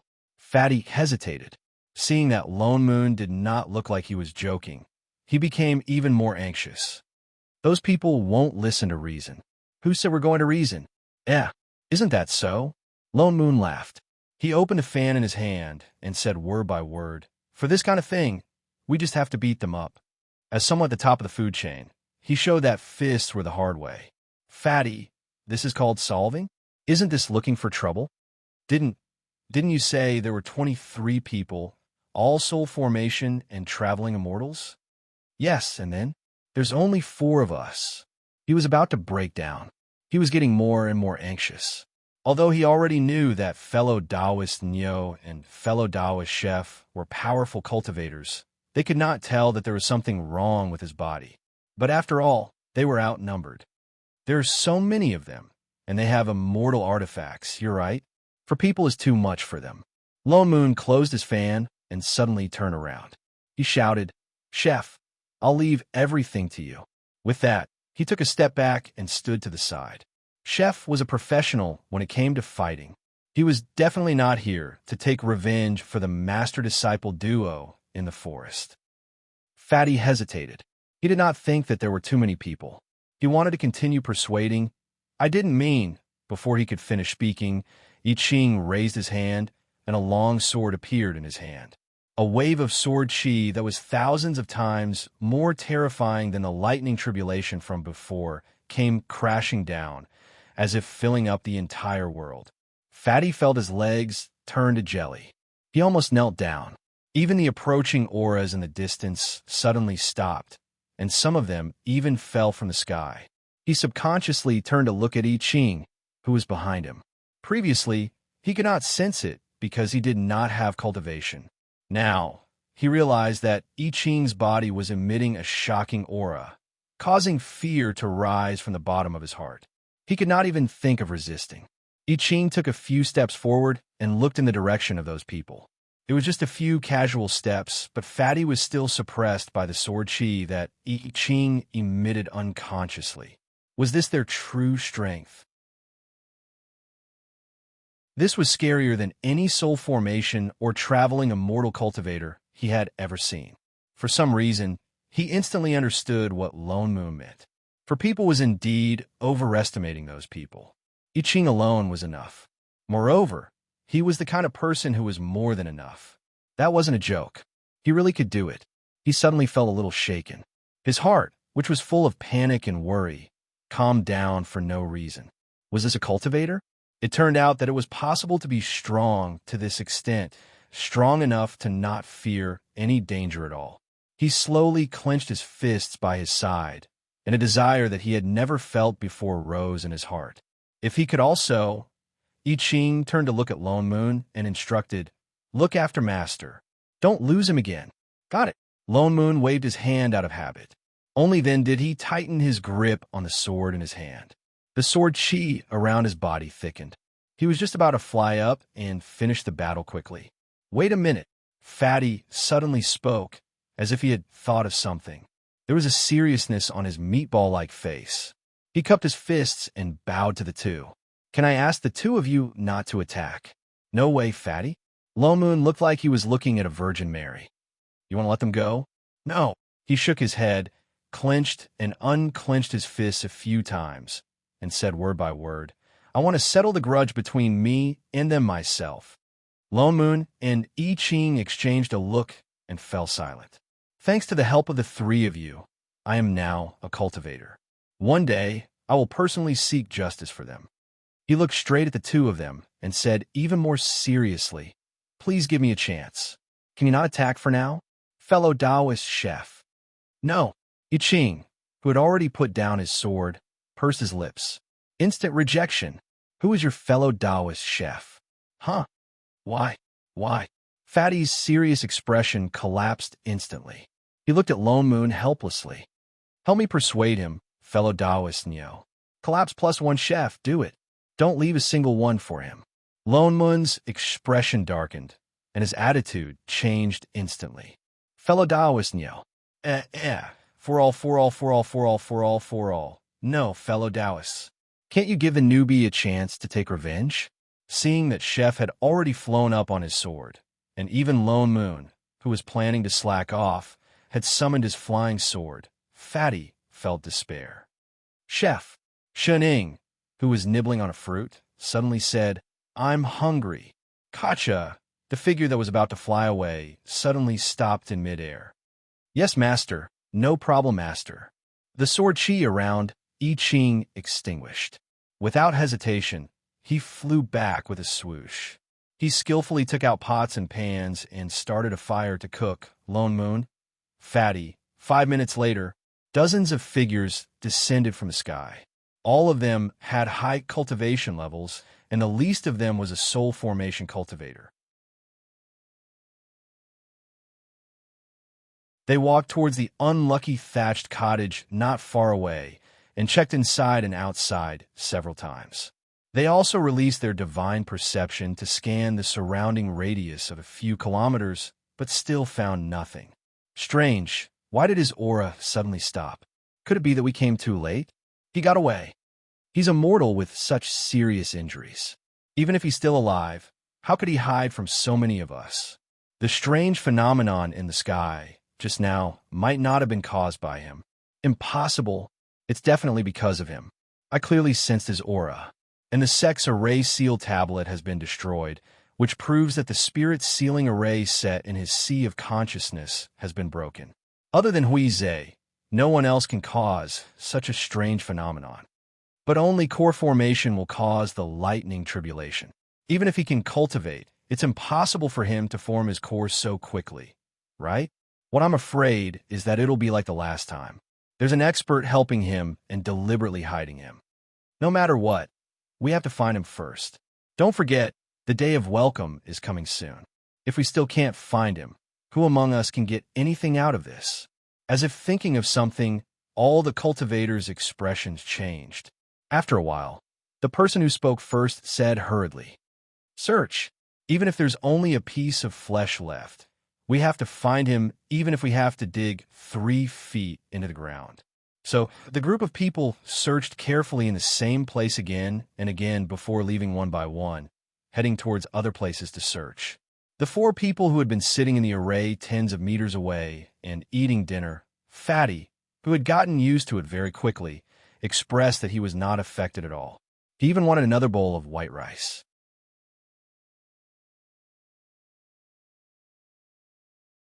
Chapter 463. It wasn't until all the cultivators who chased after him left that Fatty put down the bowl of rice that had been empty for the umpteenth time. Only now did he have a sense of reality of escaping from the control of divine imperial sect. He no longer had to worry about not being able to walk out of the blood array alive, and no longer had to worry about being eaten alive. Looking up at the three people in front of him, his eyes darkened. After a while, he seemed to have finally decided something. Suddenly, he stood up, took a step to the side, and bowed down. "Thank you, seniors, for saving my life." He kowtowed seriously and seemed to have used too much force, directly making a small pit in the ground. "I know that you may not care for my repayment, but I will always remember this kindness. My cultivation is low, and I know that my body is special. With my strength alone, sooner or later, I will become food for others. So," he suddenly turned to look at Lone Moon. "Can Senior please teach me the real Tao of cultivation?" Lone Moon was stunned for a moment and glanced at Fatty. "From what you say, you want to rely on us." Fatty gritted his teeth and kowtowed a few more times, his expression even more serious. "Although it's a bit difficult, I have no other choice. Senior, please help me." Lone Moon's eyes narrowed, and he put on the professional expression of an unscrupulous businessman. Smiling, he said, "You want us to teach you cultivation. Aren't you afraid that just after chasing away the wolf, a tiger will come in? You must know that we are cultivators too. Maybe we are also here for your body. You must know that your flesh and blood are very beneficial to cultivation." "No." Fatty shook his head hard, his eyes full of trust. Subconsciously, he turned to look at Shan Ing, who was lying lazily on the table beside him. For some reason, from the first time he saw Miss Shan, he had a strange feeling that this person could be absolutely trusted. That feeling was very strange, but it was imprinted in his mind for no reason. "If you are here for my flesh and blood, that's even better." He suddenly smiled, not only not caring at all, but even said with some joy, "It's a fact that you have saved me. If Senior needs me to repay you with my body, then I will return this life of mine to Senior. How about that?" Only then did Lone Moon stop smiling. This was a good Fatty who could distinguish right from wrong. Saving him was not in vain. In fact, he didn't want to let this matter go. Who asked him to be related to the rule force? Before he figured it out, he naturally wouldn't let him be eaten by those people. Thinking of this, he could not help but speak with some sincerity. "All right, you don't have to worry. To tell you the truth, your body is indeed strange, but we also want to know why. But before that, I will protect you no matter what. As for cultivation," he was somewhat hesitant. Fatty anxiously kowtowed a few more times. "Senior, please grant me my wish. I will definitely work hard to cultivate. Before that, I will fully cooperate with you to find out the cause of the abnormality in my body, whether it is to bleed or cut off my flesh." Lone Moon frowned. "I said I don't want your flesh and blood. Then you can have anything you want as long as I have it. From today onwards, my body belongs to Senior." "Who wants your body?" Wait a minute. Why are you taking off your clothes?" He quickly pressed his hand down. "Senior." Yet Fatty still looked like he was seriously offering himself. He even picked up the fruit knife on the table. "Which piece do you want? I will cut it for you now." "Holy shit. Who asked you to cut it? Wait a minute. Why are you two wastrels looking at me like that?" "No." The master and disciple immediately looked up at the sky. "If not, why did you suddenly run so far away?" They were already 3 feet away. Both of them took another step back, their faces filled with, "I didn't expect you to be like this, Father Nyo. You won't even let Fatty off. So scary. No wonder he's always single. So this is his taste." "That's enough, you two. I'm straight, all right? Also, can you guys lower your voice when you're whispering? I can hear you." Degree, Senior. You shut up." In the end, Lone Moon still agreed to Fatty's request to learn sorcery. After all, the realm gates loosened the last time because his cultivation increased. In other words, the higher his cultivation, the faster the nomological power would return to normal. And now, Fatty only had a high cultivation, but did not know any sorcery, not even the most basic sword kinesis. He looked like a nascent soul cultivator, but any golden core cultivator could probably kill him. So he definitely had to teach him, but who would teach him? That was the problem. Chef rejected him righteously. He had to be in charge of everyone's 3 meals a day, in addition to Shun Ying's afternoon tea, supper, snacks, fruits and pastries, and Fatty's white rice. He had no time at all. And Shun Ying, forget it. Therefore, this glorious task naturally fell on Lone Moon's head. Lone Moon did not have much of an opinion at first. After all, with Fatty's affinity with spirit chi, it was not a matter of minutes to increase his cultivation, not to mention some commonly used sorcery and cultivation mantras. He felt that Fatty must be the disciple that he had the easiest time teaching. Until, for the 108th time, he fell from the sword without any warning. Lone Moon, Shun Ying, I Ching, flips table. For all degree. For all, why was it that a person with cultivation sheets, who had risen by 4 whole realms, could not even learn sword kinesis? What a scam. Fatty crawled out of the pit for the nth time, his face covered in dirt. He looked weakly at Lone Moon, who was full of murderous intent. Moss. Master. Who's your master? I only said I would teach you. I never said I would take you in as a disciple. Lone Moon glared at him and took a deep breath before saying, Come, explain to me, how did you manage to fly halfway and then break the sword in half?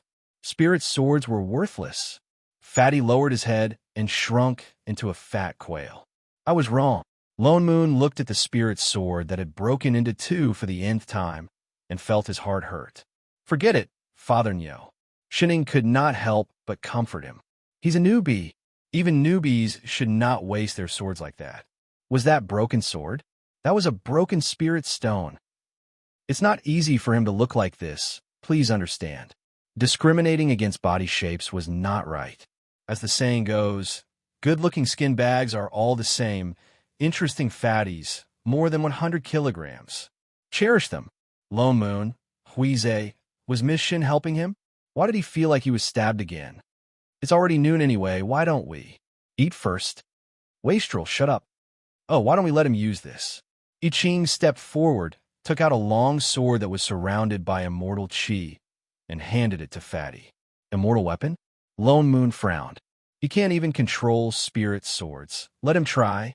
I Ching looked serious. Lone Moon was stunned for a moment, then nodded. The strange thing was, Fatty could actually control immortal swords.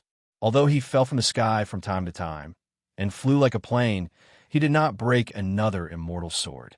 Lone Moon observed carefully and realized that although Fatty was not familiar with the control of spirit chi, it was not a big problem. But the key problem was, his control of sword chi was terrible.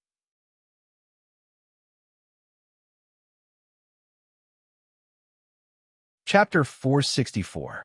Lone Moon felt that the reason why Fatty could not even learn to fly a sword was because he had no foundation in swordsmanship. Every sword cultivator had to first practice basic swordsmanship for a few years and cultivate their own sword chi before they could combine it with spirit chi to use sword techniques. But Fatty had never cultivated before. He had only just begun to come into contact with spirit chi, not to mention sword chi. That was why he could not even control the slightest bit of sword chi in the Dharma artifact. It was a waste of his nascent soul cultivation. Originally, this situation was not a big problem. After all, there were so many cultivators in the world. There were many cultivators who had not cultivated sword chi. Actually, he just had to use spirit chi to suppress the sword chi in the sword. But he did not know what was wrong with Fatty. No matter how he moved his spirit chi, he could not suppress the sword chi. He seemed to have a grudge against sword chi. Once the spirit chi was transferred to the sword chi did not retreat. Instead, it seemed to have a chemical reaction and attacked each other. The longer it lasted, the more intense it became. The internal collapse caused the surface layer to be extremely fragile. In addition, Fatty was overweight, so it was natural that it broke. Fatty, did you have a grudge against Sword Chi in your previous life? Lone Moon looked back. He had already flown for 3 days, but he was still flying like a skyscraper. He estimated that even an immortal sword would not be able to hold on for long. He could not even subdue the Sword Chi in a flying sword. He suddenly wondered if he had been hallucinating when he rose 4 big realms in a row. I'm sorry. Fatty's face was full of guilt. He looked at Lone Moon with a face that was even fatter and bruised from the fall. I will work hard, master. Who's your master? Lone Moon glared at him. I don't have a disciple as stupid as you. Among the hundreds of disciples in Invincible sect, there was no one as stupid as him. Maybe he is not suitable to cultivate the sword. I Ching could not help but say. He has a high affinity with spirit chi. He may be more suitable for spirit cultivation. He also has a 5-elemental spirit root. He can cultivate pills, talismans, arrays, and weapons. Father Nyo, why don't you teach him something else? No. Before he could finish, Lone Moon rejected him. Why? Nonsense. Lone Moon turned and glared at him. I only know how to teach sword cultivation. I can teach other things. You do it. Sorry, I scratched you. I Ching turned and flew back to Shun Ying's side, pretending not to have said anything. Master, eat the fruit. Shun Ying, Father Nyo, where are we going? Shun Ying took the fruit from Chef and took a bite. They had been flying for 3 days. The southernmost region, Lone Moon replied. What land? Shun Ying paused. Master, it's the place where Fatty wanted to go last time, where the demonic beasts run rampant. I Ching explained. Oh, Shun Ying tilted her head. Why are we going there? It's all because of this Fatty you picked up. Lone Moon glared at her. His disdain for Fatty, this useless sword cultivator, had spread to the other two. He's like a piece of Trippiaka-S meat now. Everyone wants a bite. He's just an embroidered pillow, yet he still wants to seek justice for himself. So, we can only find a quiet place and temporarily stuff him with some cotton. Besides, he frowned and looked at a certain person who was flying crookedly in front of him. Indeed, in less than 15 minutes, she fell head first again. His mouth twitched, and his expression became even more disdainful. Is it that troublesome? Shun Ying paused. Did that mean that they were going to hide and wait for a while? This wasn't like Father Nyo's style. Shouldn't he be the type to pull Chef along and fight head-on, or go around to the back and secretly attack until the other party had nothing left? There is no such thing as hiding in the CEO's world, right? Master, I Ching immediately explained. Father Nyo means that what those people did to Fatty has already become an obsession in his heart. So he can only solve his own problems, otherwise it will affect his cultivation. If we help him, we may not be able to completely get rid of this obsession. It may even give rise to mental demons in the future. It will definitely affect his future ascension. Oh, Shun Ying nodded. She didn't understand at all, but he probably meant that there were no psychologists in this plane. Father Nyo has already thought so far ahead. So he treats Fatty so well? Master is right. He indeed treats Fatty differently from other people. He's already destroyed tens of spirit swords, but he still lets Fatty live. He didn't even treat Boss Lon this well in the past. He even lets Fatty eat. In the past, Little Black and the rest had to bring their own rations a day in advance if they wanted to freeload. Not only that, Master, don't forget that he often deducts our food expenses. The last time we went to the Immortal City, I only stocked up 10 bags of snacks for Master. Sigh, Fatty is indeed different. Father Nyo's taste is so heavy. We're going to become stepfathers soon. I didn't expect him to be this kind of Father Nyo. Swish Lone Moon pulled out his 10-meter-long saber. I dare you 2 rascals to say another word. Can you not whisper in front of me? You've been acting the whole way. Are you 2 done? Do you believe that I won't chop you to death in minutes? Master and disciple both flew backward. They couldn't afford to offend him. Master, Fatty said weakly. Lone Moon turned and glared at him. What? Do you want to die too? Fatty trembled in fear and almost fell down again. He pointed weakly in front of him and said, "Southern land, where we're here." He turned back and found that a white mist had appeared in front of him. The white mist poured down from the sky and directly merged into a river on the ground. The white mist was very strange. It did not spread in all directions, but only condensed on the other side of the river, as if dividing the world into two. On this side of the river was an ordinary wasteland, but on the other side of the river it was a stretch of white, and one could faintly see the green mountains and clear waters in the mist. This is... Lone Moon directly summoned a stream of spirit chi and waved it towards the white mist, but it seemed to meet with some obstruction halfway and disappeared directly. Wave-like patterns on the white mist spread out from the middle. Indeed, this mist is an array. He glanced at the few of them and directly flew down. Looking down at the boundary river in front of him, he saw that the water was so clear that he could see the bottom, and the rich spirit chi of the 5 elements rushed towards him. "This is a spirit river," I Ching said with some surprise. "Yes." Lone Moon nodded. He also saw the problem with this river. "What is a spirit river?" Fatty was stunned and could not help but ask. "It's a river formed by the gathering of spirit chi." Lone Moon glanced at him and said directly, "This place has gathered a large amount of spirit chi of the 5 elements to form a river, so it's called a spirit river. It's similar to a spirit vein, except that spirit veins are alive and can circulate endlessly and can even move. But the spirit river is dead. It can only stay in one place." He released his divine perception and directly scanned the entire southern land. It seems that this spirit river flows through the entire southern land, transporting the spirit chi of the 5 elements to various areas.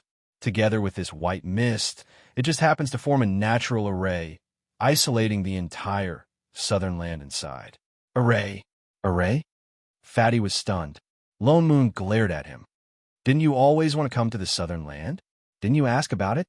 I only heard that the southern land is dangerous and demon beasts run rampant," Fatty answered. "From time to time, powerful demon beasts will run out, so even traveling immortals dare not enter the southern land. It's not that they dare not, it's that they can't." Lone Moon snorted coldly. "No matter how powerful the demon beasts are, they're at most 12th level demon beasts at the peak of the soul formation stage. Traveling immortals are not afraid of them. But this natural array gathers the spirit chi of the 5 elements, and it traverses the entire southern land. It is one with this place. As long as one is a cultivator, once they cross the river, they will definitely disrupt the normal flow of spirit chi in the river.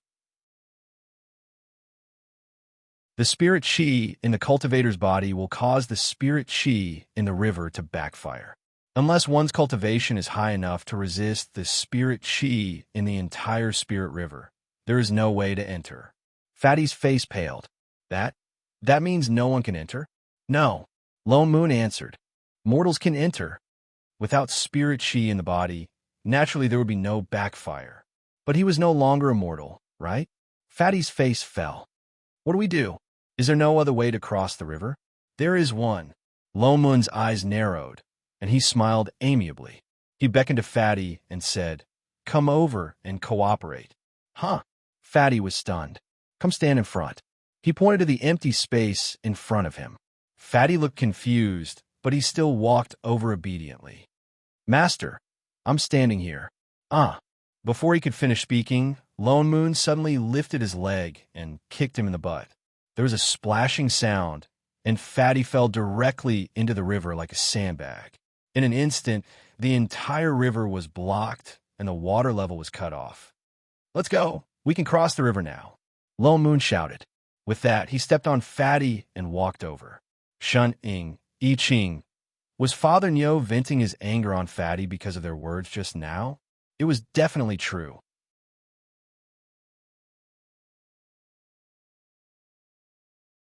Chapter 465.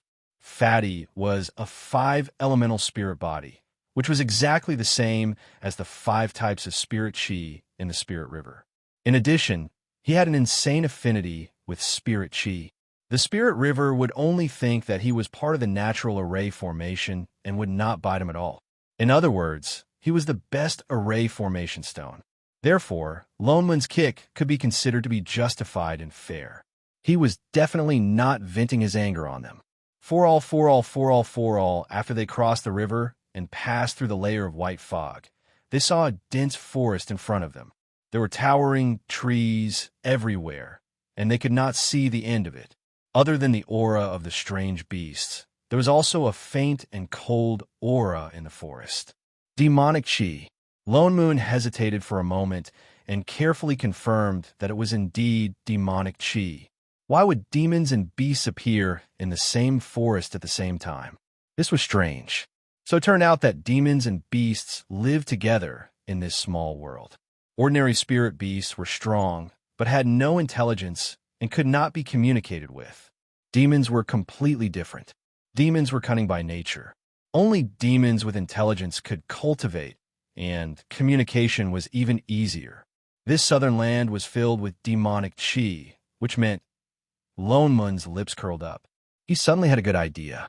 Epsilon, Omega, roar. Just as they were thinking about it, a loud roar suddenly came from the forest, followed by a gust of wind. Half of the trees in the surroundings were suddenly broken, and with a loud rumble, a huge monster landed in front of them. Oh, what a coincidence! The beast was 3 to 4 meters tall. It had brown fur and a pair of wings on its back. Its body was surrounded by visible wind blades, and when it opened its mouth, a gust of wind would come out. It's a wind beast. Fatty, who finally climbed out of the river, widened his eyes. He looked at them anxiously and said, "I saw it in the ancient books. This is a 9th-level wind-type demon beast, equivalent to the nascent soul stage." "Oh," Shun Ing replied. "Can we eat it?" Fatty was stunned. He thought that they did not realize the seriousness of the problem. He hurriedly explained, "Miss Shun, although this beast is only 9th level, it's extremely fast. Even soul formation cultivators might not be able to catch up to it. It's very difficult to deal with. It seems like there are still some among you who have eyes." Just as the fatty finished speaking, a gloomy male voice suddenly rang out. Another figure appeared in the forest, walking towards him step by step. Upon closer inspection, it was a green-robed man with an extremely bewitching appearance. There was a strange red totem between his eyebrows, and his lower body had a large green snake tail. From time to time, he would spit out a red snake tongue. Its cultivation was not high, only a rank 6 snake demon. "You're actually able to recognize my wind beast. You do have some good eyesight. Unfortunately," he glanced coldly at them and smiled. "You just had to come to the Southern Territory and court death." He raised his head and touched the giant beast beside him. His eyes instantly turned cold. "Then you are destined to become food for me, the wind beast." As soon as he finished speaking, the wind beast seemed to have received some sort of command. It opened its mouth and roared at the crowd. For a moment, a strong gust of wind blew towards everyone again, bringing with it a white flash. Fatty was shocked. It's a wind blade. Get out of the way." "Ah, girl." Before he could finish his sentence, the other 3 didn't move. Instead, he was blown back by the wind and fell into the river again. A large amount of spirit river water gushed in, and a series of gurgle sounds could be heard. The 3 of them were all fatties, so full of drama. You can actually dodge the wind beast's wind blades. It seems like you guys have some skills. The snake man's expression darkened. He waved his hand at the wind beast and said, "Eat them." The wind beast roared again. With a flap of its wings, it disappeared from the spot. At the same time, an invisible murderous aura rushed towards the 3 of them. "Chef!" Shenying's eyes lit up. Suddenly, she said, "Why don't we have barbecued meat for lunch?" "Yes, master. No problem, master." I Ching understood immediately. With a twist of his hand, a long sword appeared in his hand. "Oomph, it's useless." The snake man laughed coldly. "It's too late to resist now. No one can keep up with the wind beast's speed." Rumble. Before he could finish speaking, there was a loud sound. Something huge fell from the sky and landed right in front of him. The huge beast that had been roaring earlier was now lying motionless on the ground. Its mouth was still open, but it was no longer breathing. The snake man. What just happened? He looked up subconsciously. The enemy in front of him was now standing on the mountain-like corpse of the wind beast. With a swing of a sword in his hand, he chopped off the beast's head. Dark red blood spurted out, splattering all over the snake man's body. As if sensing his gaze, the person on the carcass suddenly turned his head and looked at the snake man. The snake man's entire body trembled. His entire body froze. Two words flashed through his mind. Is identical to, Master, do you want to eat snake meat? I Ching asked seriously. No. Shining shook her head. There are too many bones. All right, Master. I Ching turned back and summoned a rain of swords.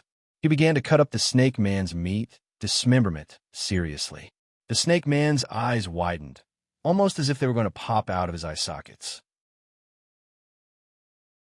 His breathing quickened as he watched the wind beast split into 4 pieces, 8 pieces, 10 pieces, dozens of pieces. Finally, boundless fear overwhelmed everything else. As if he could not take it anymore, he screamed and turned to run towards the forest. Demon, Lomoon, Shining, I Ching. Who was the monster here? Could this snake have a little bit of race be in its heart? The corner of Lomoon's mouth twitched. A few streaks of sword chi flew out and stabbed into the ground in front of the snake demon, blocking its way. He conjured a binding spell and tied the snake demon up tightly. With a wave of his hand, he pulled the snake demon back. Great, immortal, don't eat me. The snake man trembled. Human cultivators were too scary. Who's going to eat you? Lone Moon glared at him. Don't you know how much meat you have? The snake demon was even more afraid now. He began to kowtow. Great immortal, spare me. Spare me. I have something to ask you. Yes, I will tell you everything I know. Let me ask you. Lone Moon stepped forward. Do you know where your demon monarch lives? The snake man hesitated. Demon monarch? I know. Wasn't it the demon monarch palace? All right, after lunch, lead us there and we won't kill you. That's it. With that, Lone Moon ignored him and turned towards Chef, who had already set up the meat and was scattering the seeds. The true Phoenix fire roasted things really quickly. In the blink of an eye, the meat would be cooked. He had to get the first piece today. Wait, he seemed to have missed something. He looked around him. Where's Fatty? Oh, Shining pointed to the river and said, I think he was just washed away by the river. Lone Moon, I Ching, Fatty, gulp, gulp, gulp. What happened to protecting me?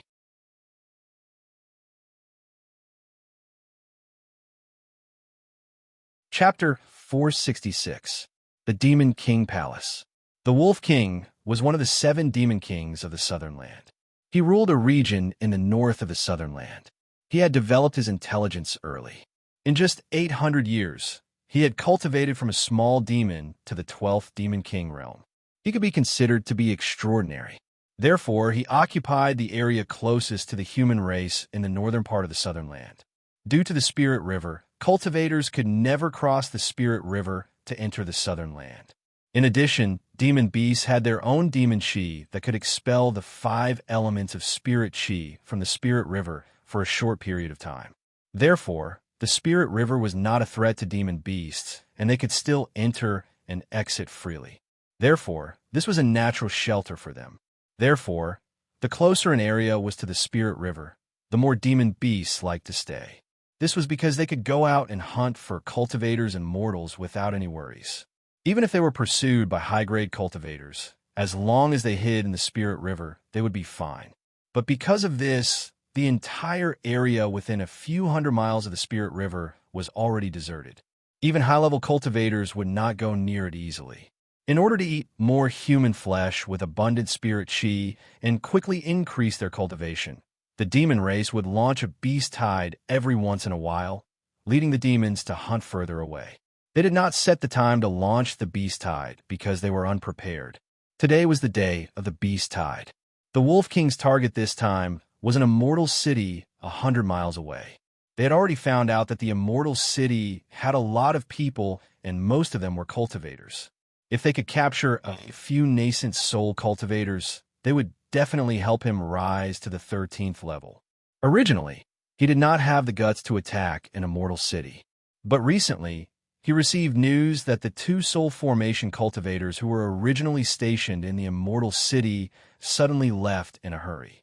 And they took away more than half of the nascent soul cultivators. Without the soul formation cultivators, attacking the city would be a piece of cake. This was a godsend opportunity. The Wolf King seemed to have already seen the day when he rose to the 13th level and became the only demon king in the Southern Land. The Wolf King had already gathered tens of thousands of demons and made an appointment with the 3 11th level beast kings nearby. After discussing the specific time, they would drive the beasts in the forest to rush out of the Southern Land and head for the place where the human cultivators gathered. But before he could discuss the specific time of attack, a small demon rushed into the palace in a panic and interrupted them. Okay, no, not good. The small demon ran in a hurry with a face full of fear. He lost his balance and fell to the ground. What are you screaming for? The Wolf King glared angrily at the little demon. Didn't you instruct me not to cause trouble when discussing matters with the Beast Kings? No, Your Majesty. Something happened. The little demon panicked even more. He curled up on the ground and trembled slightly. You'd better be in a hurry. Otherwise, this king will eat you. The Wolf King directly released his might as a warning. The little demon trembled even more violently, as if he had thought of something horrifying. He pointed outside and said, There are a few cultivators who broke in. A cultivator has broken in. The wolf monarch was stunned for a moment, and then laughed wildly. Ha ha! There's actually a fearless cultivator who dares to break into the southern region. You've come at the right time. His face was full of joy, and he didn't take the little demon's words seriously at all. It won't be too late for me to attack the immortal city after I eat them as a sacrifice to the flag. As he spoke, he licked his fangs, as if he had already tasted meat. He looked at the little demon and said, Tell me, where is that person now? Is he still near the Spirit River? No. The little demon's face turned pale. They're already outside the palace. Looks like he has some skills. The wolf monarch snorted coldly. But he came at the wrong time. He just had to run into me gathering troops. There are tens of thousands of my demon army outside. I'm afraid he won't be able to escape even if he grew wings. My majesty, the demon army is already gone. The little demon was already trembling like a candle in the wind. What's gone? The wolf monarch was stunned, not understanding what the little demon meant. Tens of thousands of demon army, none, all gone. What? I just patrolled a quarter of an hour ago. How could they be gone? It's true that they were all killed by those cultivators. Nonsense. With a wave of his hand, the wolf monarch instantly sent the little demon flying with a wind blade. He stood up angrily, ignoring the few beast kings beside him, and directly walked out of the palace. I want to see what kind of human cultivator can scare you so badly that you actually think he can stop my demon army. With that said, he casually removed the soundproofing spell in the palace and directly strode out. He released all the demonic aura in his body without holding back and shouted, Who dares to barge in? Roar! Before he could finish speaking, a huge demon beast suddenly fell from the sky and directly smashed down. With a plop, the demon beast's entire body was crushed under it. Before it could react, a sword light followed closely behind. There was a swoosh, and like a nail, it directly pierced through the demon beast's body, along with the demon king below, and then there was no then.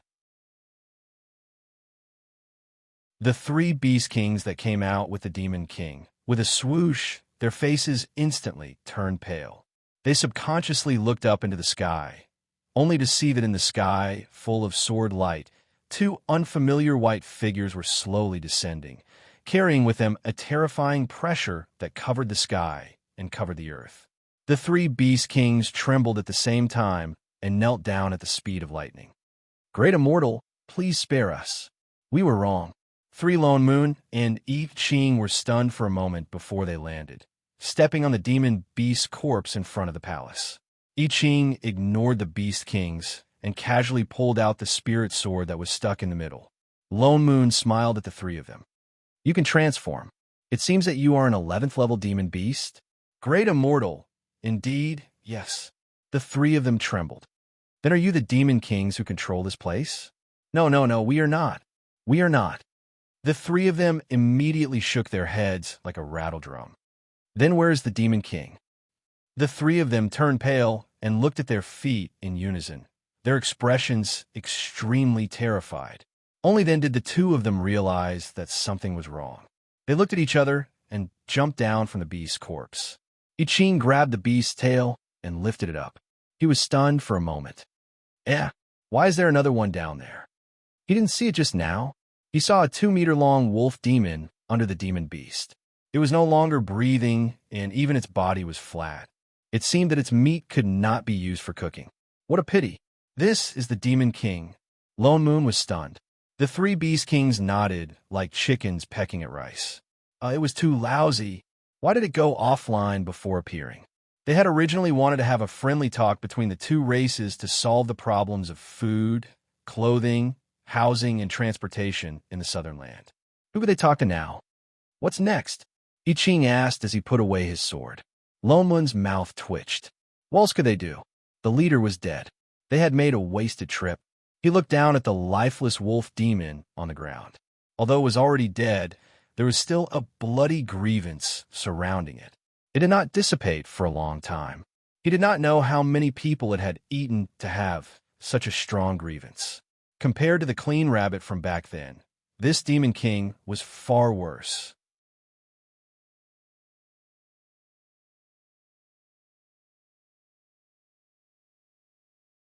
Chapter 467. Demons were different from human cultivators. Demon beasts retained their bestial nature, so there was no such thing as mental demons.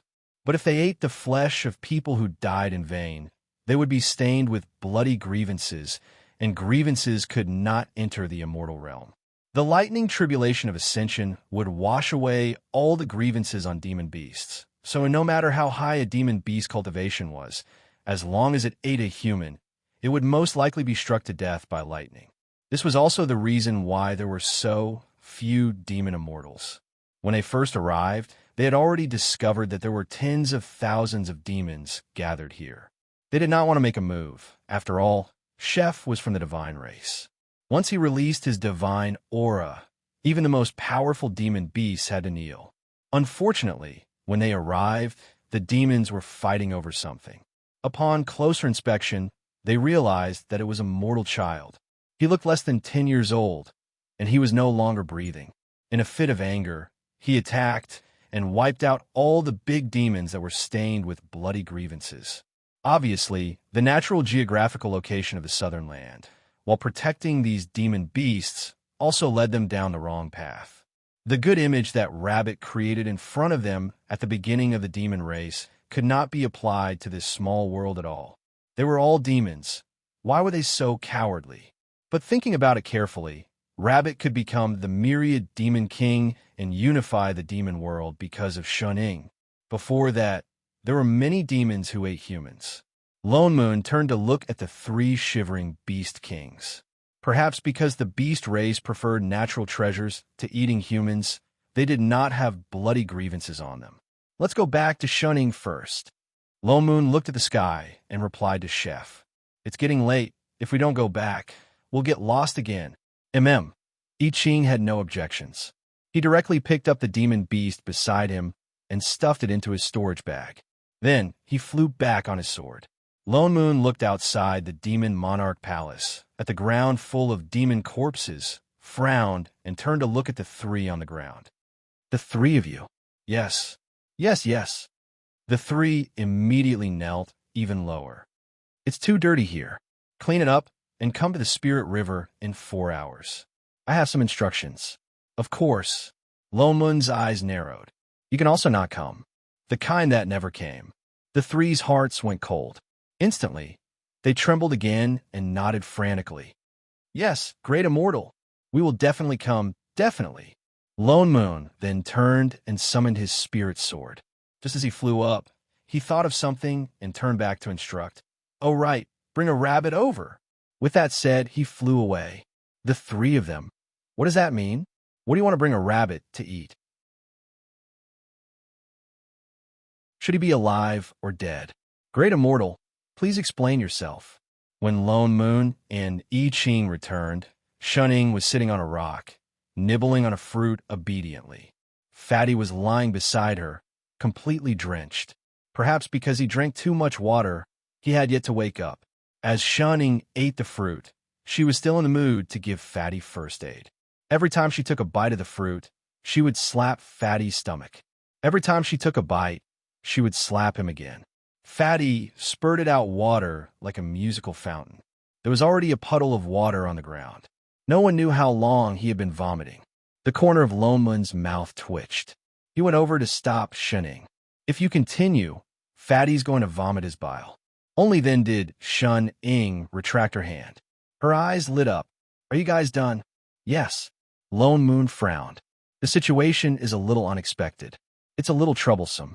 At first, he thought that because of the Spirit River, the demon beasts of the Southern Land should be much purer than the demon realm that was managed by Rabbit. He did not expect the situation to be the exact opposite. The bloody resentment in the demon army previously was simply blinding. Oh, Shunning nodded. Then can we start eating? Lone Moon, who originally wanted to discuss the future of the demon realm. So that's all you freaking wanted to ask? Master, dinner will be ready soon. I Ching, on the other hand, seemed to have long been used to it. The moment he landed, he immediately took out the pots and pans. He felt even more stifled, didn't he? Whose plane is this? Lone Moon took a deep breath and suppressed the irritation in his heart. Then, he went forward and took out the table, chairs, bowls, and chopsticks after the three of them finished dinner. Fatty still did not wake up. Instead, three Beast Kings came over, trembling with fear. Behind them, there was a large group of rabbits. There were domestic rabbits, fluffy rabbits, lion rabbits, lop-eared rabbits. There were all kinds of different breeds. There were white, black, gray, yellow, all kinds of colors. There were second, third, and fourth stage rabbits of all kinds of cultivation. In a moment, the entire grassland was densely packed with rabbits. Did they plunder the rabbits' ancestral nest? Greetings, great immortals! The three Beast Kings all bowed to the few of them, their bodies still trembling uncontrollably. They shrunk their heads in fear, as if they were also shrinking into rabbits. The Beast King in the middle continued to speak. According to Great Immortal's instructions, we have brought the rabbits here. Lone Moon, I Ching, Shunning, two reproachful gazes immediately swept towards Father Nyo. What are you looking at me for? Lone Moon glared back. He only asked them to bring one rabbit. He did not expect them to bring so many. The corner of Lone Moon's mouth twitched. He scanned the rabbits all over the ground. Indeed, he did not see a trace of blood or grievance. Rabbits were still the best. It was just that their cultivation levels were extremely low. Most of them were little rabbits that had just gained intelligence at the first or second stage. The higher ones were only at the fifth or sixth stage, and there were very few of them. One or two were as rare as phoenix feathers and Chelan horns. It seemed like this was not a group of rabbits with ambition. He looked a few times before confirming that the one with the highest cultivation level was the seventh stage white lop-eared rabbit in the middle. He pointed to that rabbit and said, "That seventh stage rabbit stays. The rest of the rabbits can disperse." Yes, great immortal.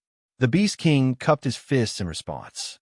Then he turned to the rabbits all over the ground and gave his instructions. Only then did the group of rabbits turn and scamper away into the forest. They disappeared very quickly, as if afraid that he would go back on his words. Instead, the rabbit that stayed was even more afraid. It held its head tightly and shivered, almost burrowing into the ground. The three of you are the Beast Kings of this forest, right? Lone Moon turned to look at the three. The three nodded in unison, replying, "Great Immortal, yes, yes. Since you are the Beast Kings, why are you willing to listen to the Demon King's orders?" Although the Wolf King just now was 12th stage, there were three Beast Kings. In addition, spirit beasts had a natural advantage in size, so they should not be afraid of the demons. However, Judging from the attitude of the spirit beasts in the forest, their status seemed to be lower than the demons. It was the same with the wind beast from before. It was obviously a ninth-stage beast, but it was willing to be ordered around by the sixth-stage snake demon. What's more, it was in a situation where there was no contract. The three beast kings looked at each other, as if wondering why he asked such a question. After a while, the beast king in the middle said, replying to Great Immortal, "It's because the demons usually protect our clan's spirit herbs from being stolen by others. That's why we cooperate with them to deal with human cultivators." In other words, you are doing this for the spirit herbs? Yes. The three nodded in unison, as if it was a matter of course. The corner of Loneman's mouth twitched. Well, they a bunch of idiots. You're tuning in to the Romance Rendezvous YouTube channel. We're so grateful for your support, and don't forget to subscribe to join us on this incredible journey through captivating stories. Your generosity through donations truly makes a world of difference, as it's the primary source of revenue that allows me to expand and enhance this channel for you. Thank you from the bottom of my heart for being a part of this adventure.